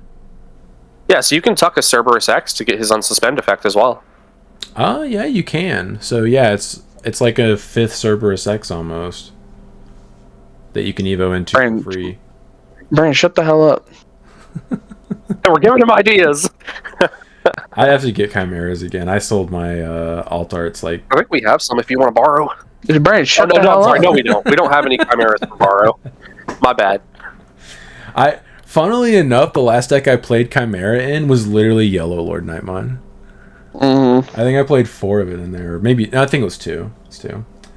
And I did go into LordKnightmon when my opponent was like, I didn't expect you to have enough memory to do that. And I'm like, that's right, because it's free. Free! That's the thing. I don't pay anything for it. Yup. And actually, sometimes it was negative memory because I would tuck the starter deck Patamons and then kill stuff and gain memory off of the inheritables. I'm starting to think you just like playing decks that Evo for free. I mean, yeah, dude, memory cheating is the best part of the game. If you can cheat the resource system of a card game, it's automatically probably going to be a pretty okay deck. I'm not going to lie, every single time he went Pata into Gato, gained 2 memory, I was a little salty C. You'll be okay, dude. You'll get him next time. Meanwhile, my main play of my deck cost 8 memory. You get a rebate when you have one of those tamers that you had to pay 4 memory to put out. Plus, I played it for free. Yeah. By spending 2 to 3 memory. Yeah. Joust Strider Phoenixmon X, 9th place.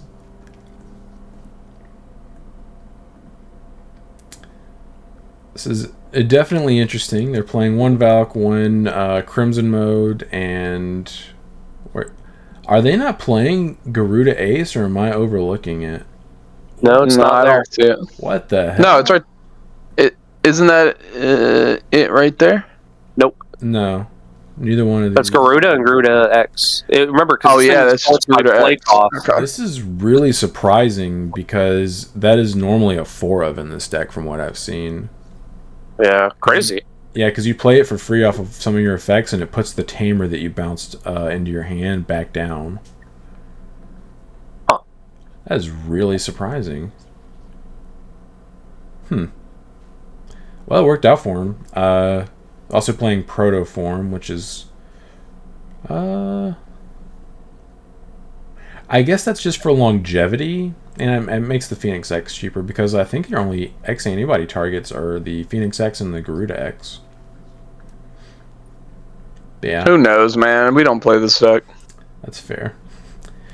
And then we have 8th place Andy, Beelstar with Purple Hybrid. So this guy cooked a little bit. It actually makes a lot of sense when you think about it, because the Purple Hybrid core is Mills. And OG... And he's playing Shoto Mother. Oh yeah, why not, dude? Shoto Mama. Yeah, why not? That way you can cut all those stupid rookies for Beelstar options. He's playing Shina B. I mean, I think my only thing about decks like this is, unless you see like let's say for instance the correct tamers, sometimes you're just not gonna be able to activate any option cards. Like, because you have to. There's literally no way to use the 7-cost one unless you see the Beal, right? Because there's no black source other than you. Yeah, you have to have a Beelstar on the field for the Jawalt Schwarmer, but yeah, that's a one of those. So who cares? Yeah, HJ and Shina B just require the Shoto to be on the fields, or for HJ you can use it if one of your yellow. Yeah, as long as you just have a yellow, yeah. It'd just be real awkward if you just had one of those hands where you're like, oh, okay, I guess I don't do anything. This deck looks dumb. It looks like a bunch of bricks. I mean, bro did pretty good according to his results. Yeah, by trashing. This is how you get the bricks out of your hand. It's it's the violet. Yeah, you trash an option card. And then draw one. How many of this is he playing? 3. Dang, if it was just 2, I would have built it because we have 2 of those alt arts. Darn. Do you have Beelstars and the Purple Hybrid? Nope. Okay. Nope. Well, these, I don't know if they've gone up since this topped, but these are like $3 or $4 for the OG Secret Rare. That's crazy. Yeah, remember when this was like $80? Yeah. Yeah, you had to pay the underboob tax. Yep, the waifu tax. The underboob tax. Yeah, this is actually pretty cool. Yeah, if I had some of this stuff, I would consider throwing it together. No, okay, go to the next one. What are you talking about? Okay, sorry. You want me to play Angel again next deck. week? Yes. You guys? That dumb deck. I can tell you doesn't want me to do that. No, do it. I'll put Death X in my deck. Okay, cool. I'll just turn all my stuff sideways preemptively and not worry about it. Come on, I want to get to that Shine Gray list. Steven Digi Purple Hybrid, 7th place. This guy's playing the AG and Luga combo. He's also playing the level 5s with like this toolbox stuff. I'm not a fan of this version. I think it leads to higher potential of bricking since you're actually playing like stacks. Yeah. This looks way more complicated than what the just OG like or like the like other Purple Hybrid deck looks like.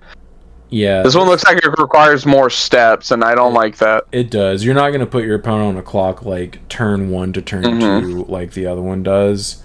And if you give a lot of the other decks time to set up, you might struggle into them. Yeah. Like, I feel like the more lower to the ground version is the superior build. But it looks cool. The Syndrome one is...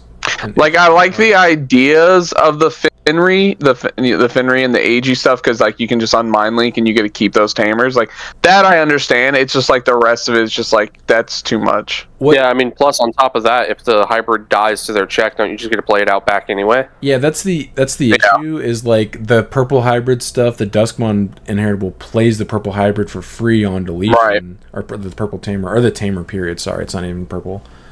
So, like, there's not really a reason to do that unless you're doing the top-end stuff and trying to be too cute to where you have to unline link because you're not swinging. Right.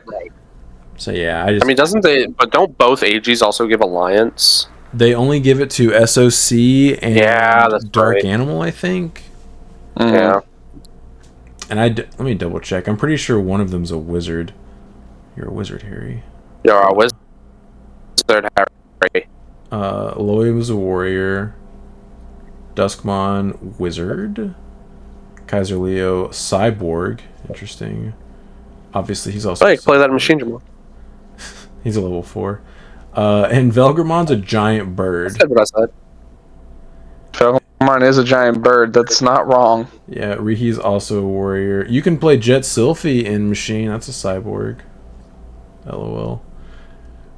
Yeah, and none of these are dark animals. So yeah, he just gives it to Jesus. Yeah, dark animal SOC trait. God, I hate the pop-ups on this website. Anyway, sixth place cursed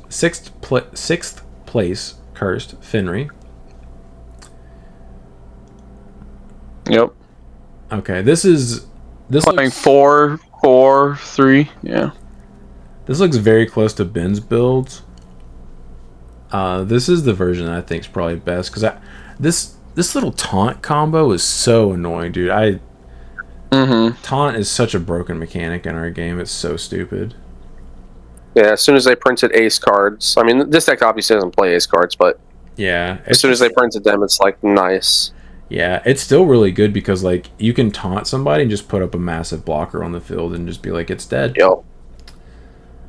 Then we have 5th place Mimch Magna X. Curious what version this is. Okay, it's the armor version. Yeah, just armor. Yeah, playing the flames. Only 2 flames. He doesn't have quite that kind of money. He is playing that extra level 5. Isn't that level 5 the one that can tuck a card so you can This is the BT19 Juan Kunmon. Oh, okay. Yeah. Oh, you know what? This is actually a pretty good tech because this makes it to where your Magna can actually like get in there and they can't just like block with Mother or something like that. Yeah, it can't be redirected, so they're just like, LOL, I'm gonna keep swinging at you, stupid. Nice Mother Shoulder Hope you're okay with that. LOL. 4th place Kakaru, Mirage. Okay, this is like normal. Normal Mirage? Air quotes normal. Yeah, they're playing the Juan Kun combo. Yeah, burst mode Mirage. Yeah. Double Hexablow. 3 Madokis and 2 of the Otamamon Floodgates. That's not even the jamming Madoki, that's just the flood. Oh, they're both the Floodgates. Yeah, they're both Floodgates. You absolutely need to play Floodgates in this format if you have access to them in your color. Because some of the decks this one is an example of one that would just abuse you if you don't have a Floodgate on the field. Yeah. Double Gazimon versus this deck and choking into 1 is pretty good. Ew. You can't stick just one, dude. They bounce the first one with like their level 4 and stuff, and they just touch themselves. You got to put 2 on the field. I'll just slap a Metal Garu on the board with Miraculous Mega Knight and tell him to eat a bag. I guess. All right, shut up, Bren. This is Shine Gray now. 3rd place Holy Champ Shine Gray. I believe I've already. The last deck in the list. This website sucks. This website's turning Netflix into Internet Explorer. For real, dude. Yeah, this guy said what we've always said, Sean. to hell with all that new stuff. We're just playing pure OG Shine, which is when you're not doing the Ruin Mode Turbo, this is just like the other good version. Yeah. Yeah. Yeah, I mean, there's nothing wrong with this. Version. Yeah, because this, if you high roll with, or you don't even have to high roll. If you just like mid roll with this, you're just killing your opponents. Yeah, I'm just like, hey, you're just dead now, man. Is that cool? Yeah. All right. All right. 2 Crimson Blaze, 1 Sunrise Buster. He's playing 4 trainings, 1 Agu X. It looks like in order to make space for some of these cards, he cut into his level 5 count. He's only playing 4 of the best Rise, and then 1 BT12 Rise, and then 1 Rise X. So only playing 6. I'd probably cut the Sunrise. Like I get why he's playing it, but I'd probably cut that to add a little bit more consistency at the level 5 slot. I probably would too. Sunrise isn't what it once was. You're probably not going to have games run to the point where that's going to really do anything meaningful. Right. Because, like, against faster decks, you just need to get a couple of these guys out, and you just kill them. But, yeah, congratulations. Topping top 3 in a regional with Shine when people thought... This is the first place deck. There's no other decks above this. This is the real winner. Despite this being the red base, which, I mean, I get it. You don't... Red base is fine if you're trying to play Crimson Blaze. I just still... Which makes sense with some of the decks out there right now. Yeah, it does. I just like playing my yellow base. Yeah. And then top 2 are the Galaxy Mirage, second place Night Turtle. All right, let's play a little game, guys. Let's play Spot the Difference. Triple Hex, double decode, whatever the hell. Full Metal Blaze it. Yep. That's the Galaxy engine. That be the Galaxy stuff. And then we have Charles, first place. No Full Metal Blaze it, I think. Oh man. That's the difference. Yeah, I think this this guy's playing 4 Ukos. I think there was only 3 in the other one. Yeah, this guy's only playing 1 memory blocking red guy. Yep, there's like a 3-card difference between these 2 decks. But congratulations. How do you think this deck would do if they just limited Mirage? I think they'd probably find something else to abuse that they could throw on top of this engine. It would definitely help this not be as degen as it is, because Mirage is broken. But I think this engine... Really, that tamer is a problem. Yeah. You think they just have to limit the tamers? Like, they'll limit the red one to like 1 or something? I think it's just the red one. Because the red one is what lets you flip your levels, right? Yeah, the red one is the only one that people use generically. The blue one they just use for the loop stuff. Yeah. I think that engine is just busted. Yeah. It's just too generic. They should have put more limits on it, especially those level 5s. Well, I think they learned their mistake, because going forward, like look at BT16 for example, everything is like, hey, if you're not using this in this archetype, you're paying extra. Yeah, that was a disappointing part of that set. I wonder if they designed BT16 because of how they did EX5, and they were like, course correct. We goofed on the Galaxy engine. Hopefully no one figures this out and starts abusing the hell out of it with different cards as a top end. Yeah. You know, I mean, it's one of those things with Eternal format card games. Like, you're eventually going to have enough card pool to where things are going to just come out, and you could be like, "Oh, you forgot this exists. I'm going to abuse that." Mm-hmm. Yeah. There's like Yu-Gi-Oh has a lot of examples of that. Yeah, there's cards that were printed for like 15 plus years that no one ever played, and they just randomly are like banned because of how broken they are in the current format. Yep. Yeah, I think the Galaxy engine is just way too good. How would you fix it? I would just hit the Galaxy engine. Do you think it was like limiting the level 5s both to 1? I potentially hitting the entire engine, like top to bottom. Like just kneecapping the hell out of it. Dang. I mean, at what stage do you think the engine is no longer viable? Like, if you hit I don't think the level 3s are the problem. The level 4s being which level do we kneecap? It's the tamers. Lunamon is pretty good, just generically. Generically, That's a free 2 memory. Like, if you have an Ukomon Lunamon combo set up, you can literally just promote Ukomon every single turn. Yeah. For -1 memory, because you gain 1 off the bounce. I think Lunamon, both level 4s, and both level 5s, and the red memory setter. You have to hit all of it? I would be tempted to. It probably would be unnecessary at that point. And condolences you could to probably any Grace limit Nova players if you're still coping. You could probably limit half of it. Like, hit the red, hit the red, hit the red, hit the red, or hit the blue, hit the blue, hit the blue, hit the blue. And just leave one of the colors untouched, because that limits you down to only having 5 instead of having 8. I guess you could do that. I would do the blue side and then just ban the memory setter. I think the memory setter should just be banned. Yeah. So I know that I always say that I'm against erratas, but I actually, did you know that they errated Quantumon? Yes, because I think in its original wording or something like that, did it technically? Weird.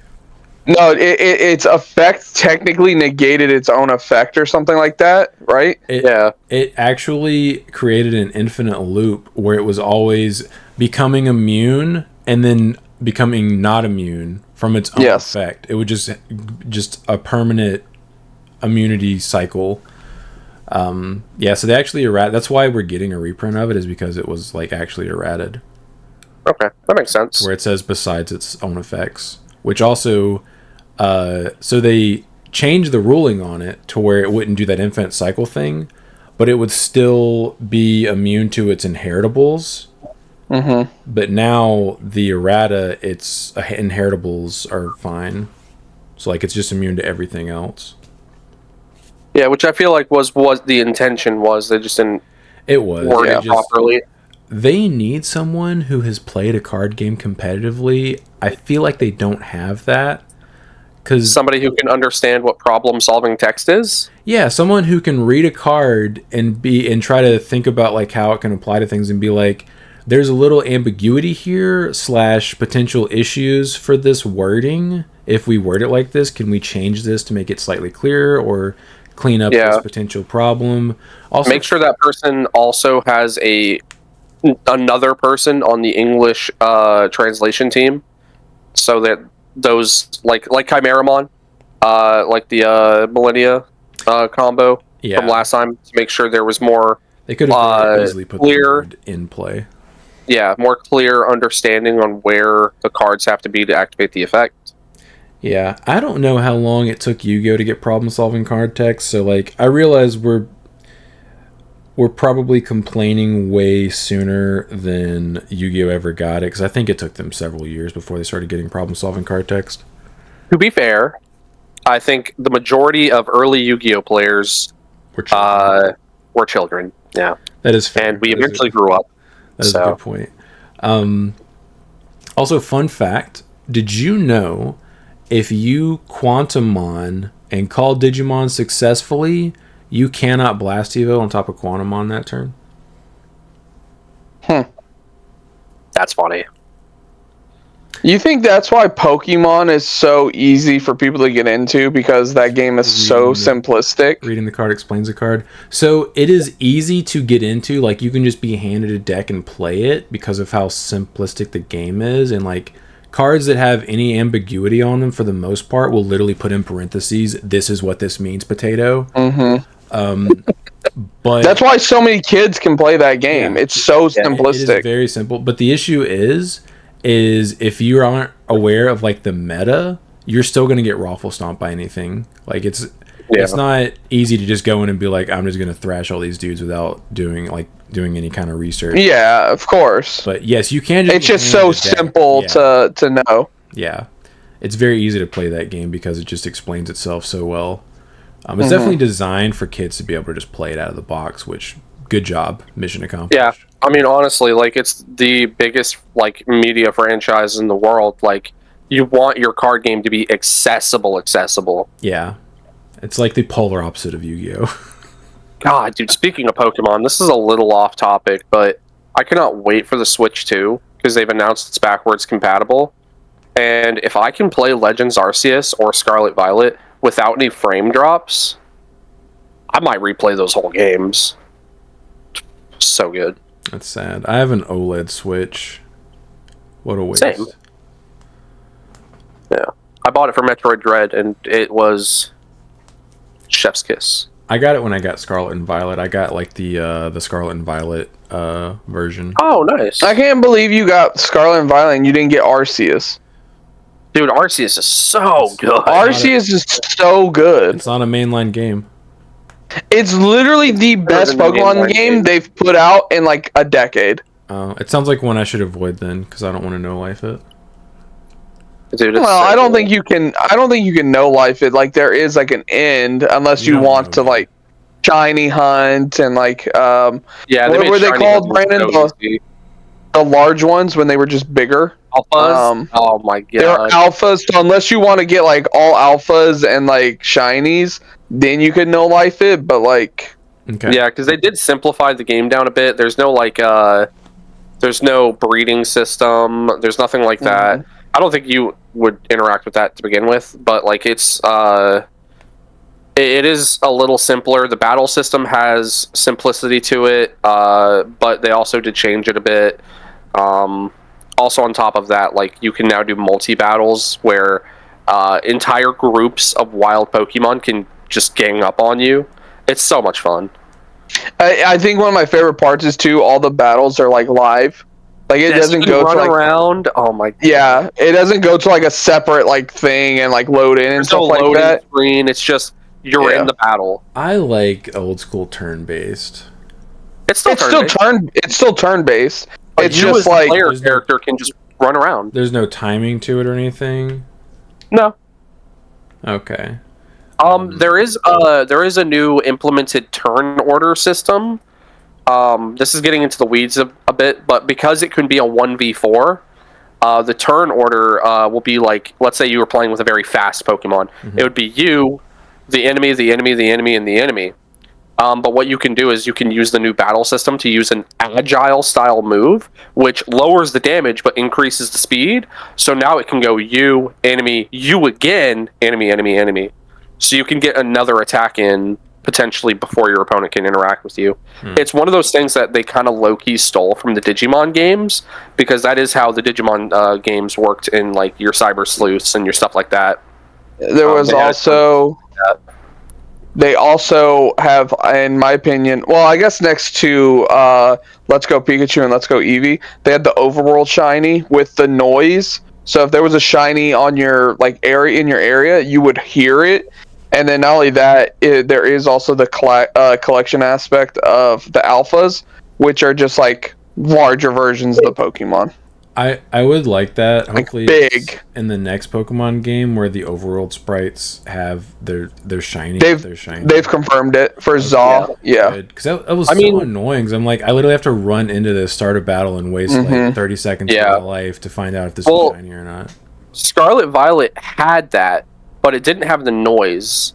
So it had to be a shiny that was obvious. Yeah, because there are certain shinies where it's like, oh, this is a slightly different shade of orange, but like it didn't make the noise. So like I almost missed a shiny Noibat. It just flew into my face, and I was like, "Let's go!" But, oh yeah, I've been attacked by Noiverns before. Comment questions. Empire Youth 5791. They put it in quotes. I wish it was more splashable. I believe that was one of you guys referring to Omni. Really? You wish a blocker raid with the ability to return all of one level to the bottom of the deck, then delete a body to be more splashable? Also, while it's true Crimson mode outside, the inverse is true. The single Digimon delete is not relying on the DNA, just the same level bottom deck. Yeah, I want Omni to be able to go into all of my decks because he's awesome and I love him. Yeah, that would be kind of filthy though. If like, imagine you could just DNA him, or not DNA him, but imagine you could just. Do you know what you could? You know what people would play it in though? Mirage. Galaxy Mirage, because guess what they play? Red and blue top end. True. Well, no. So you want that splashable? You want that splashable? I would make it not true splashable. I would make it to where you can DNA from a red level 6 and a blue level 6, just like it's normal DNA, but make it to where it says specifically a Garu and a Gray. That way it doesn't have to be War Gray and Metal Garu. You could use Cress and Blitz or something of that nature. You can do that if you DNA on your turn. Yeah, I'm talking about the Blast version. Yeah, it would be cool. Ultra would actually be... Ultra would be pretty sick if you could do that with him. Yeah. Ultra would definitely get a buff if you could play that like that. Yeah. So yeah, I do want it to be more splashable in my Garu and Gray decks. Ulforce Magna. Dude, you commented on the Eagle Nest tourney and didn't promote on channel. Didn't realize until round 3. If I would have known, I would have tuned in for all the rounds. Watched Avolt's first 2 rounds. Yeah, it's my bad. For some reason, it did not even occur to me to say something. I am dumb. I apologize. Next time, I will definitely mention it.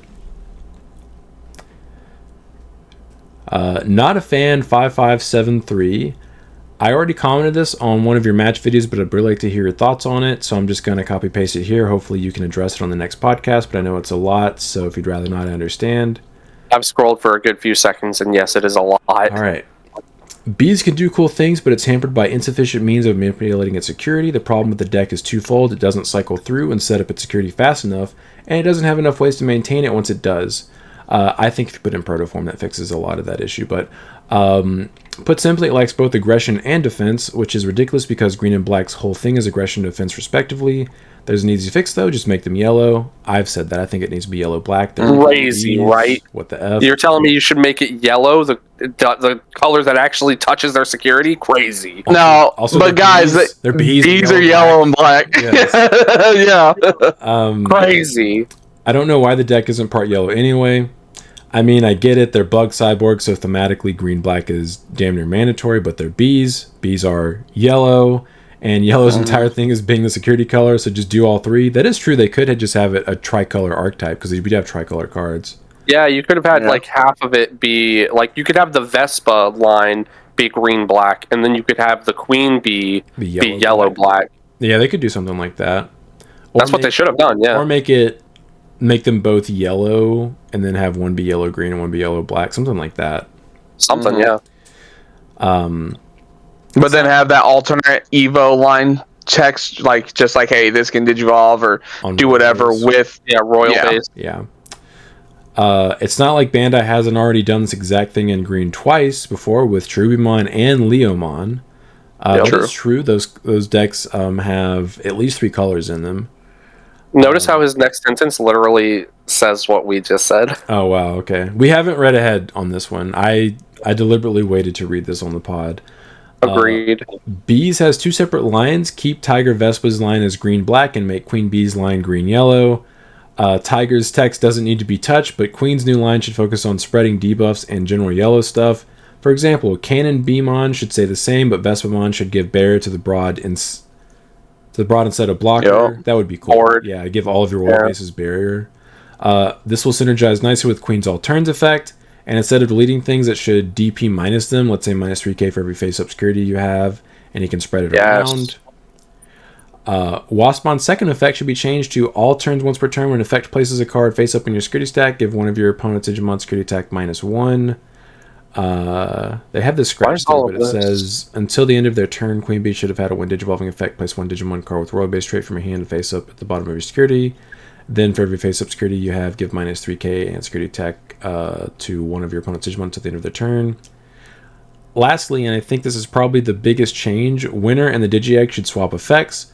Let Winner be the one setting up your security every turn. As a tamer, he'd be much harder for your opponent to get rid of, and he can stack. Now the deck just needs a way to play him out. Having Perorumon allow you to Digivolve from security as a win attacking effect just makes way more sense, IMO. And of course, it would do it for one less memory. It likely still wouldn't be a tier 1 deck, but you can't tell me my version of Bees doesn't sound vastly superior to the one we got. Plus, since it's part yellow now, that means it has access to all the good yellow options besides just Heaven's Judgment. Yep. Yeah, it's almost like we're better at designing these things than Bandai. Yeah. 100%. I agree with pretty much every point on here.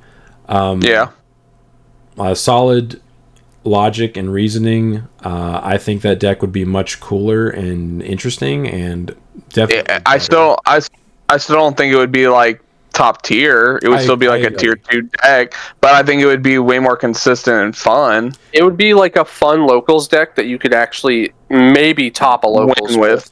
Yeah. You definitely wouldn't have your opponents just laughing at you and just like wiping out your board and being like, this is a joker matchup.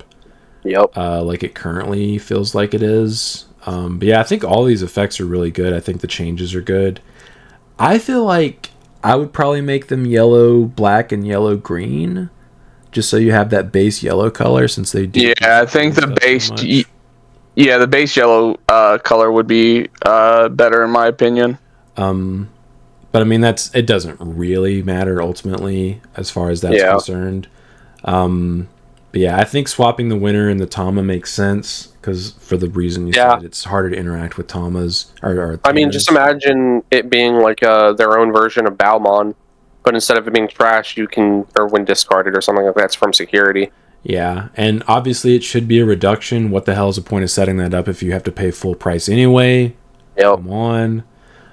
So bad. Yeah, I do think if you play 4 protoforms in the deck, it definitely helps keep your security stacked enough to where you can still put stuff into your security, and you can just take the protoforms off top of your security for free. You don't have to wait for your opponent to check them. But you know, protoforms are like $50 a piece, and if I had 4 protoforms, I might run it back with bees and try that again, but I'm not. I can let you borrow some. I have extras. Don't say that. Don't hold me to my word. Okay, sorry. I'm just talking. I have no intention of actually doing it. Yeah, right. I lied. I don't have extra protoforms that you could borrow. Let Chris do it. Let him feel the pain.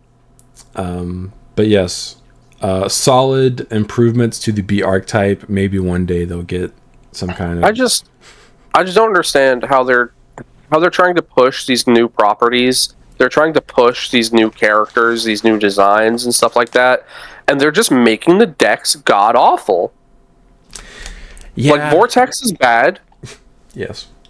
It's like they heard people complaining about Luga, and they said never again. Every new protagonist deck is going to be barrier entry and bad awful. Yeah. Like, I think they're just afraid like the best thing about Shoto isn't even his deck; it's his tamer. It's the fact that he's just really good at giving uninteractable things blocker. Yeah. I think their issue right now might be they're afraid to make things too good because of how broken a lot of the stuff that has come out in the past year has been. Yeah, but I mean, look at LordKnightmon X. That is true. That this set is a bit of an exception because this is going back to let's just make stuff broken again. And then look at everything we got in the last EX set. It's just like. Yeah, good point. I guess that's not a concern of theirs because LordKnightmon X and Purple Hybrid are both stupid. Yeah, like it's like they saw EX Animal Ascension or EX5, and they said, "Oh man, guys, we messed up. EX5 no Animal EX Crossing. set. And no EX set after this is going to be good." I mean, EX6 is I would potentially that one's like top to bottom pretty good. Better than EX5. Yeah, I mean, tell that to Anubis and Garu X. There are 3 cards that I can count off the top of my head that are limited from EX5, but it came with a protoform. True, but top to bottom, every single archetype in EX6 has topped a major event. Yeah, it's a super playable set. Yeah. Yeah, every archetype, which is kind of wild. Yeah. But man, dude, like EX7 and so far everything we've seen out of EX8 just has me sleeping. Like I'm tired. and I'm sleeping on it all. EX7 was a major drop-off from EX5 and EX6, because... Like, we have all these cool-looking people, like, or sometimes they don't look cool, but, like, you have, like, an Owen Dreadnought. Like, oh, dude, that guy sounds sick. What does his card do?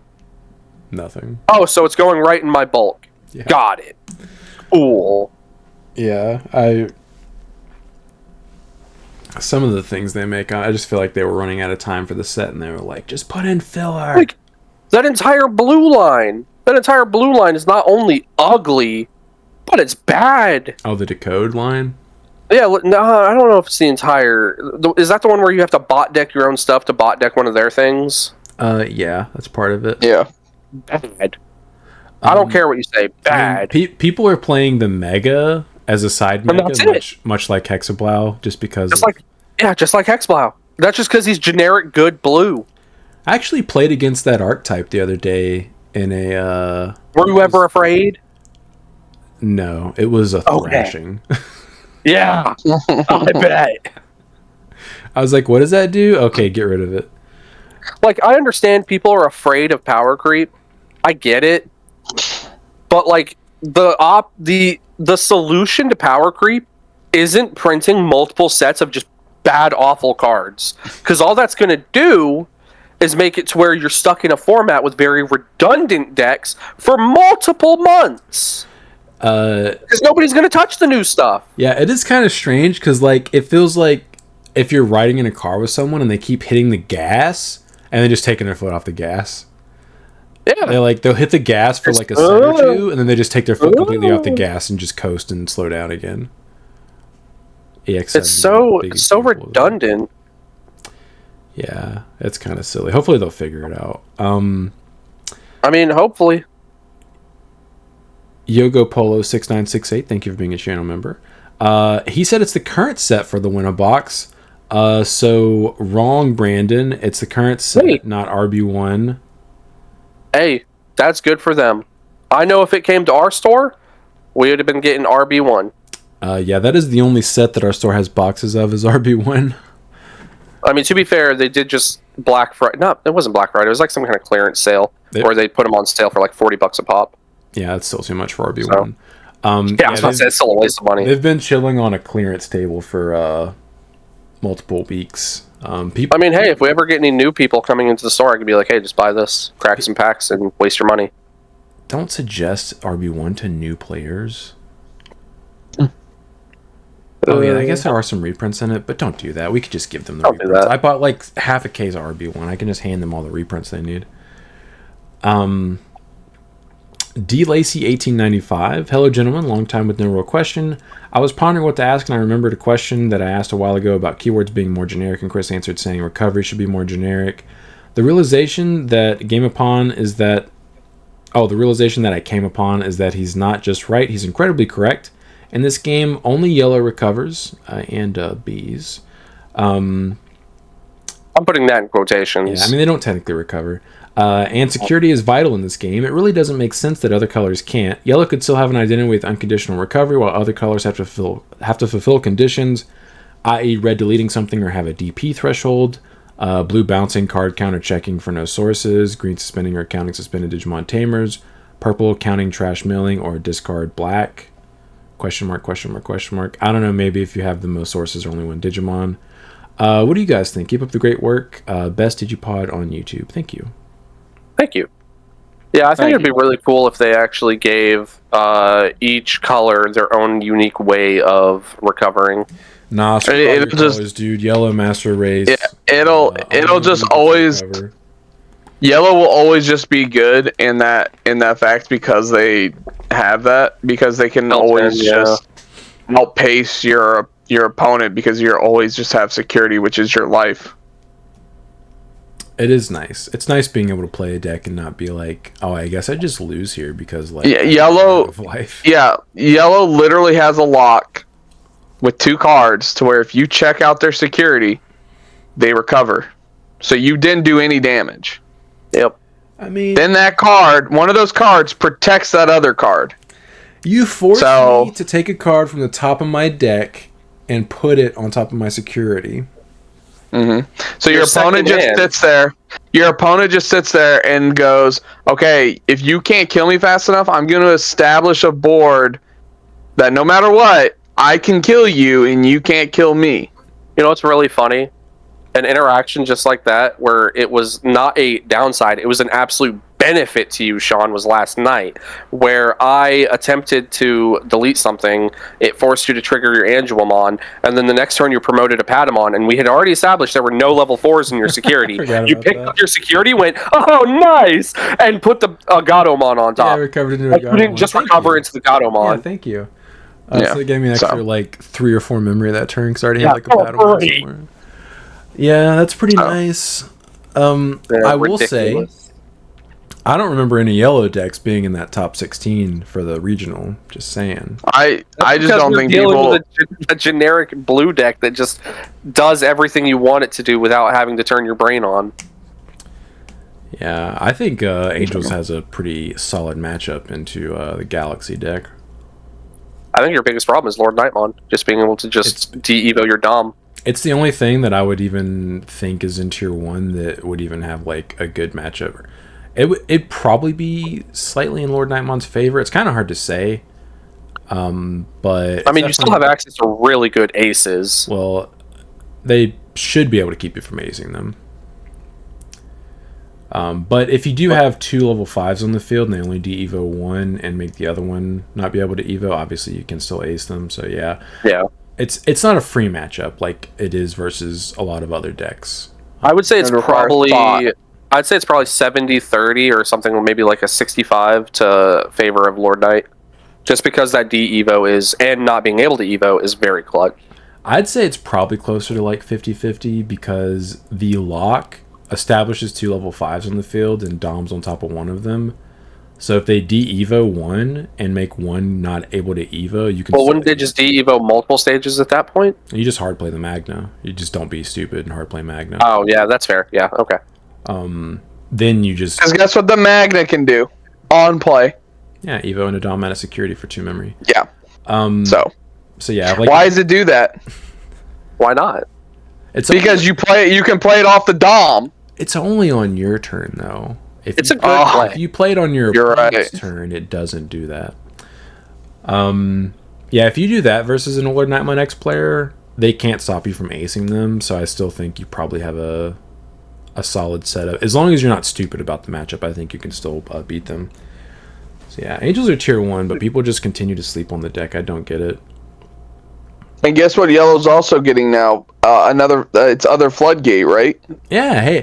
Hey, we're getting a memory blocker, and as I've mentioned before, one of the few things it didn't have. One of the few things Yellow didn't have, and every single Floodgate in Yellow is a vaccine. How convenient. So. Yep, fun, joyous days. All right, next question. Oreo X1000. Honestly, Weregaru Ace was useful in Blue Base, Billstar, as well as Royal Knights. He was a solid defensive option to prevent damage or stop Tamer shenanigans, if I recall correctly. Yeah, but you're still having to put it in your deck. Royal Knights? Yeah, I read that. I didn't get that. Of Magna. Who? The level 4 Magna. Oh, where I'm thinking of Metal Gar Ace. Okay, I'm stupid. I was like, it's purple. Okay, it all makes sense now. I get it. Yes. Yeah. Musashi 1054. Dynus Ace and Dynus X both have raid. Here you go, Brandon. And it is an emoji of a hand and glasses. So they're handing you some glasses. In my defense, I went to look back at this. I do remember we did say Dynus X had raid. I said Dynus X had raid because I knew for a fact it did. And I thought that the Ace had raid, and you said no, it doesn't.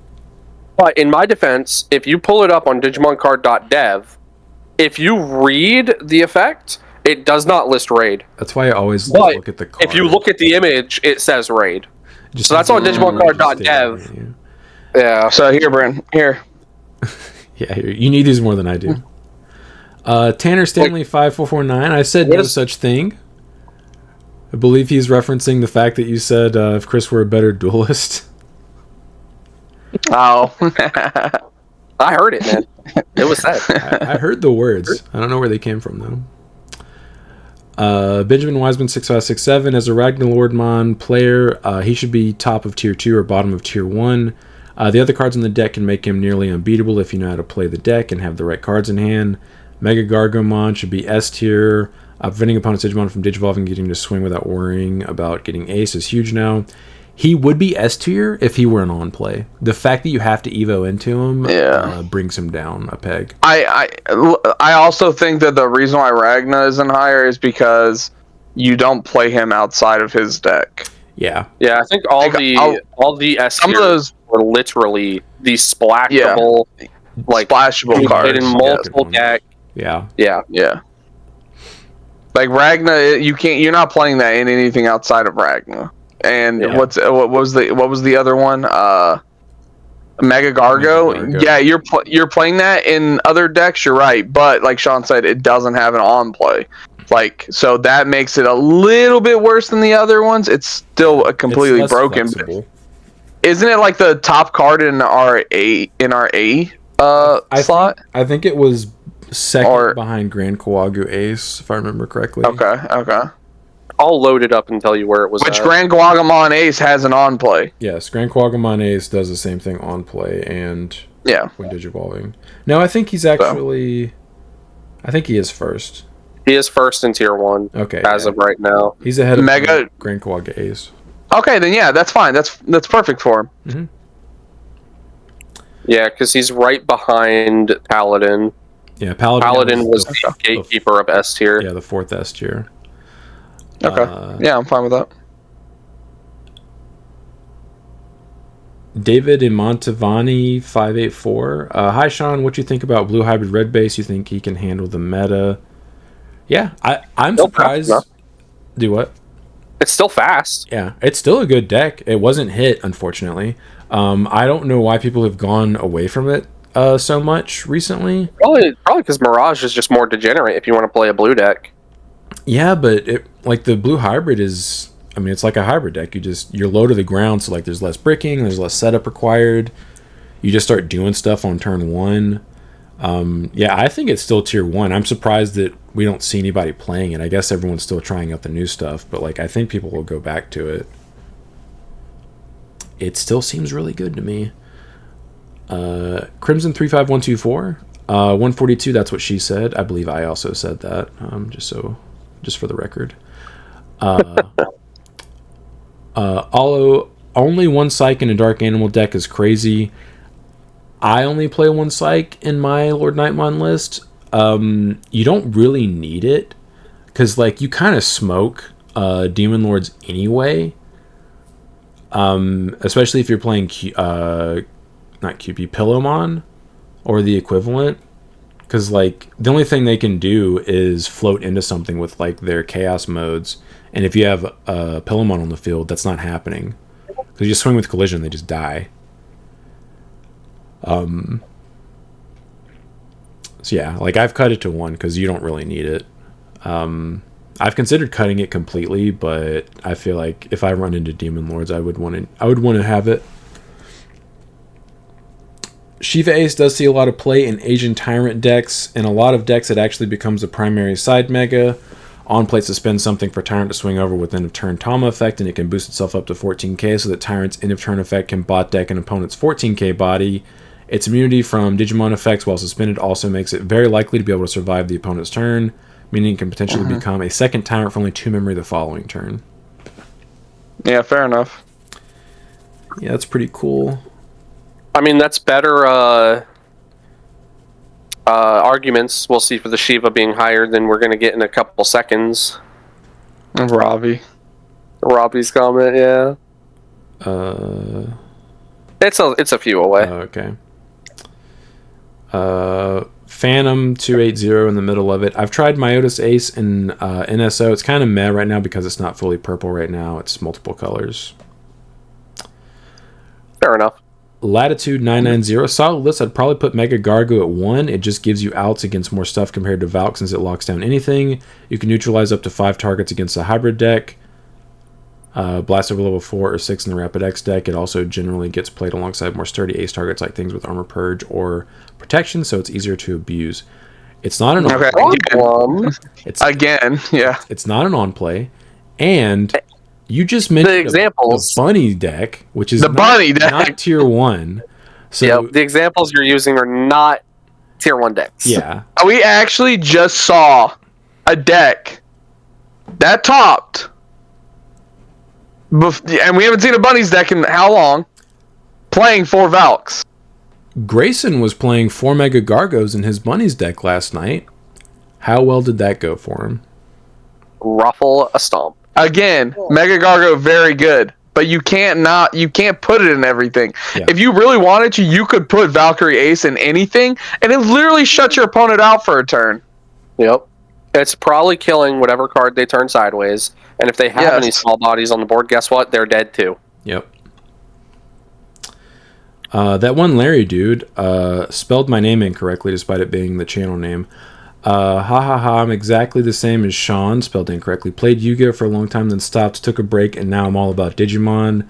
What's your opinion about Angels in a LordKnightmon meta and Birds as a spooky deck overall? I don't want to face it ever. Skilly Loop will be the same when Taomon releases. Birds is only really scary because, one, only the person playing the deck probably knows what it does.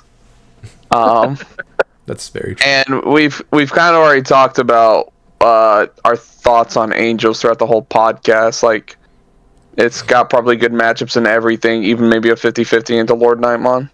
Yeah, if LordKnightmon were actually best deck in format, I probably wouldn't want to take it to an event because it would still be like kind of a grind versus LordKnightmon decks. But now that people have realized it's not best deck in format, it's going to see a lot less play, and so you won't run into it very often, probably.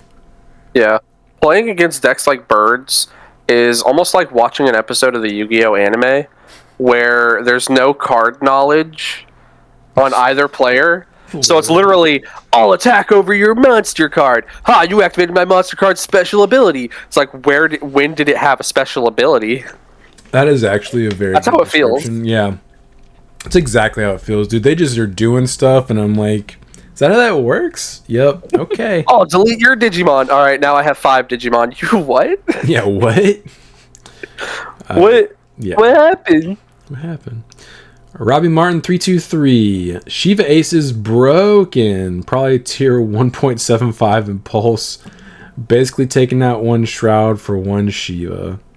I commented on this and I was just like, oh, Robbie. The cope. The cope is real. The Pulsemon cope. Shivamon may be good. Pulsemon sucks. Oreo X1000. EX2 decks had LordKnightmon X number this week. I went down to Reaper while playing Lord Knight. I don't play Levia X at all, but I figured I'd run a couple Grand Koaga Aces. Hey, that's interesting tech.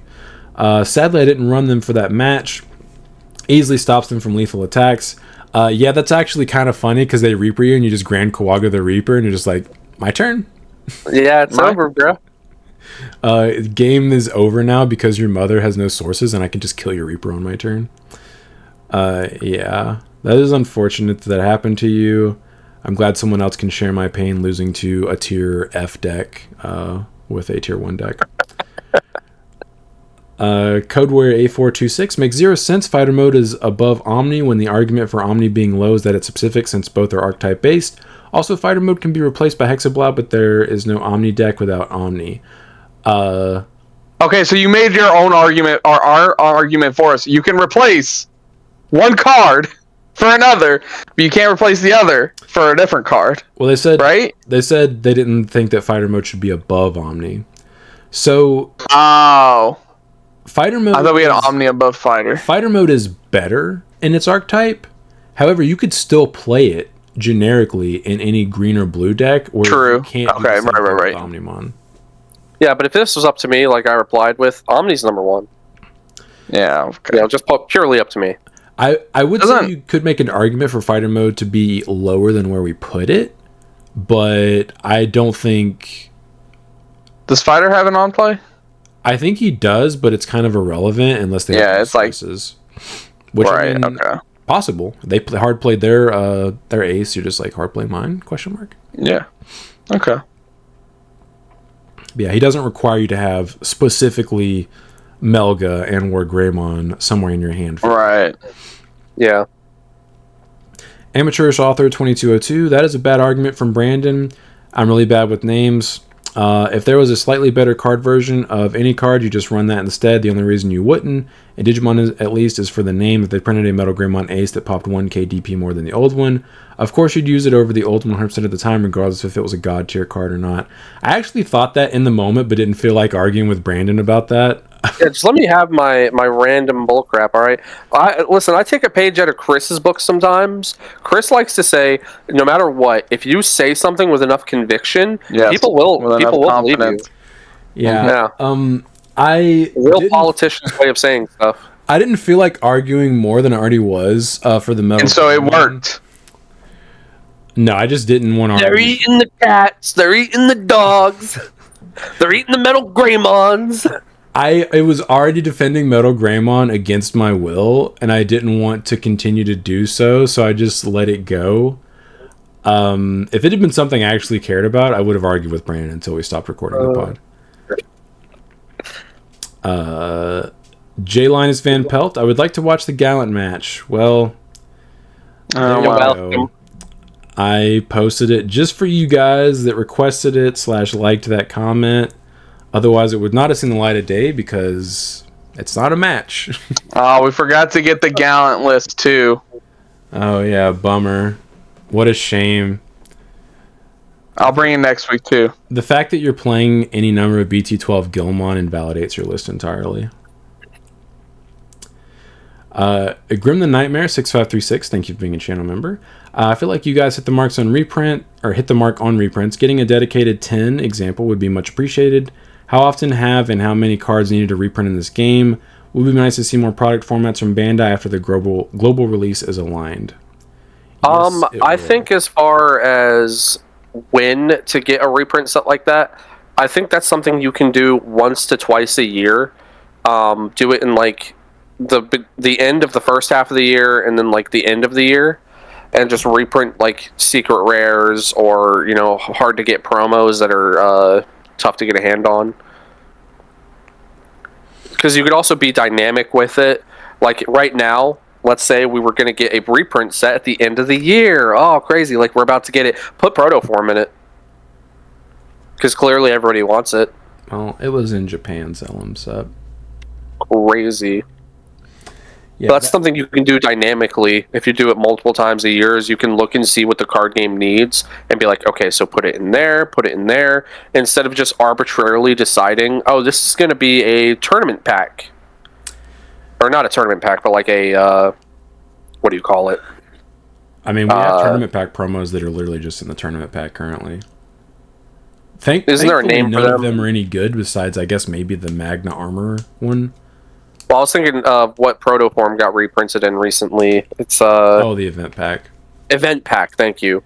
Yeah, instead of just arbitrarily deciding it's an event pack, which isn't going to drop the price at all. Well, they stole it from our LM set and put it in the event pack instead.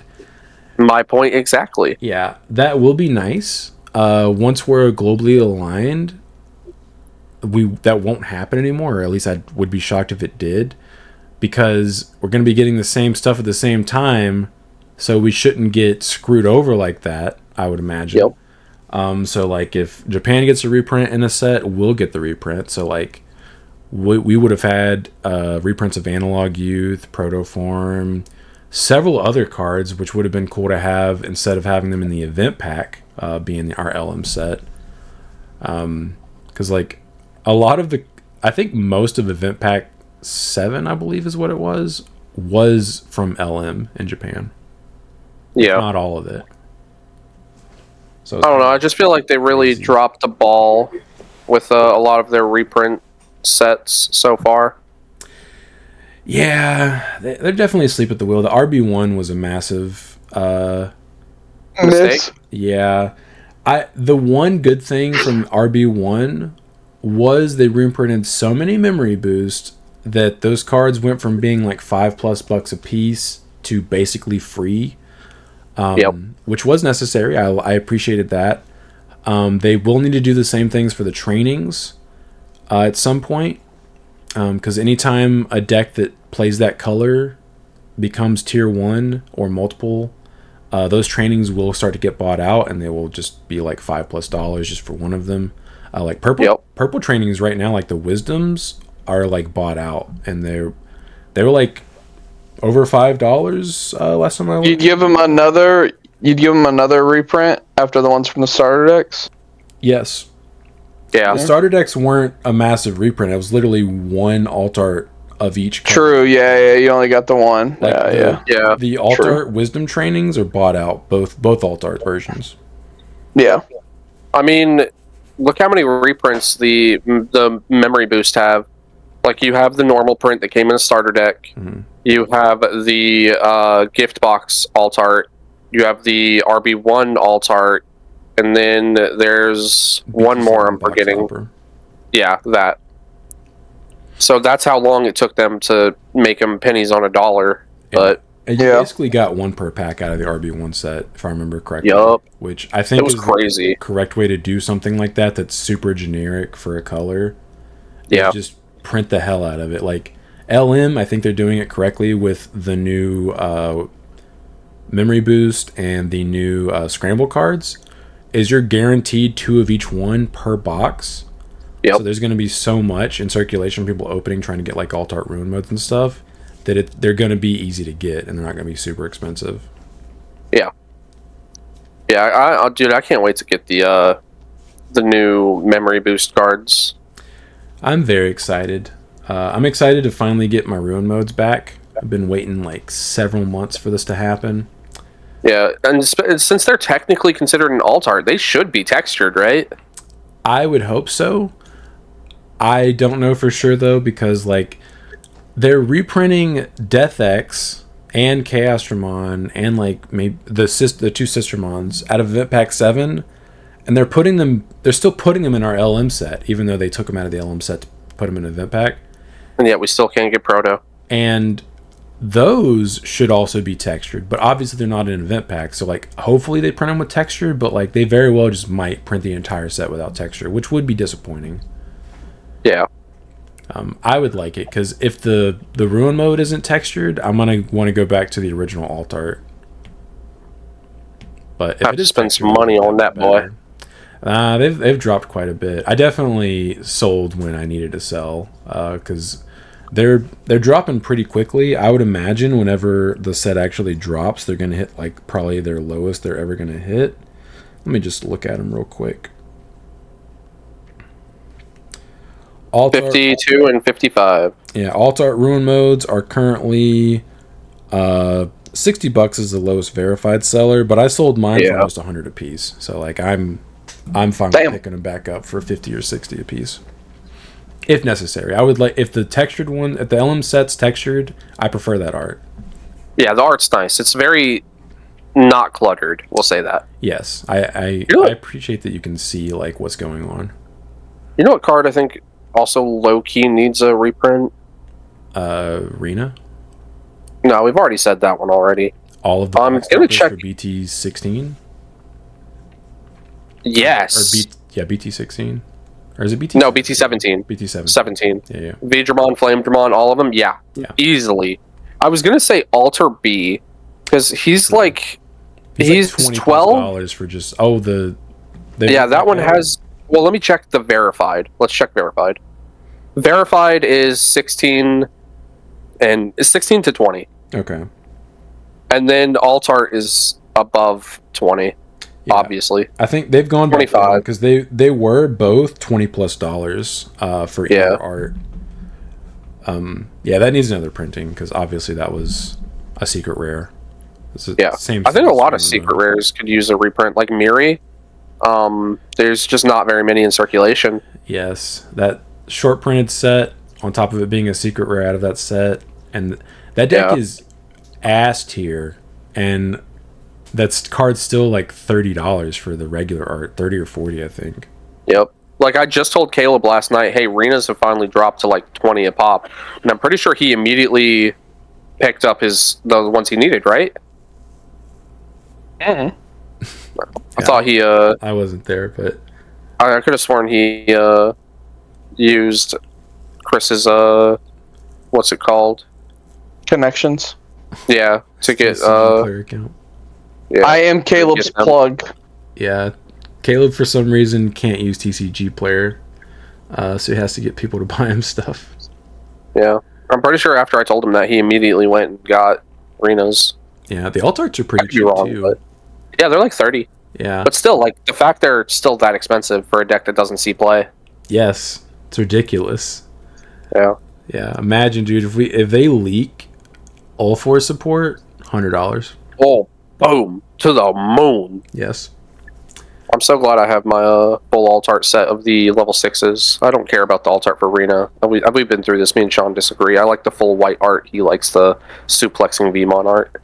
Yeah, I mean, I can see why you prefer that one. I just like it that she's just holding a little Vmon. Yeah. She's about to Brock Lesnar him. Yeah. Well, actually, I shouldn't say it like that. That's heavy loaded right there if you know anything about Brock Lesnar's situation right now. Oh, I don't. Oof. That's bad. Yeah, I need to pick up alt art all four stuff again before it gets support, because I sold all my stuff that I had when I really? built it. Yeah.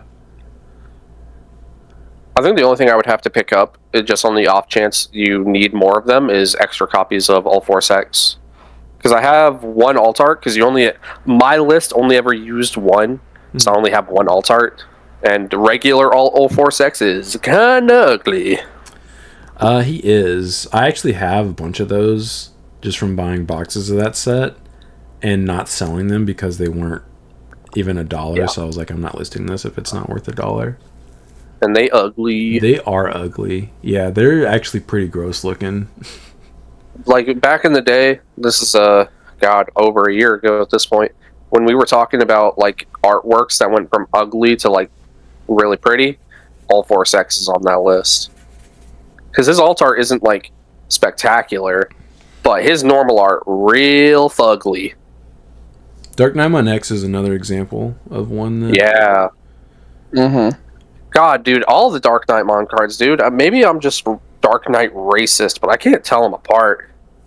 Well, I don't think you can say that. Oh, well. We're here. You're going to get us canceled. Thanks, Brandon. All right, that was... I mean, it's not as bad as what Sean said before the pod. I don't know what you're talking about. Yeah, I guess there's no point in including the Pokemon. Oh, hold on real quick. We have to address this. We have to ask the comment section. How do you eat your Uncrustables? Do you eat the crust first and then the sandwich, or do you just eat it normally? Okay, we'll leave it at that, and we'll let the comments decide. All right, go ahead, specific. Do you bite the edge around the crust, the Uncrustable before going to the center like a psychopath, or do you just eat it like a normal person? All right, go ahead. You're not being attacked. Don't feel attacked. If you eat all the way around, or if you just bite straight in, just let us know. I mean, to each their own. Yeah, to each their own. It's your mouth. Some people judge others. Some people don't. I mean, some people deserve it. All right. All right. Later, guys. Bye. Have a good day, guys.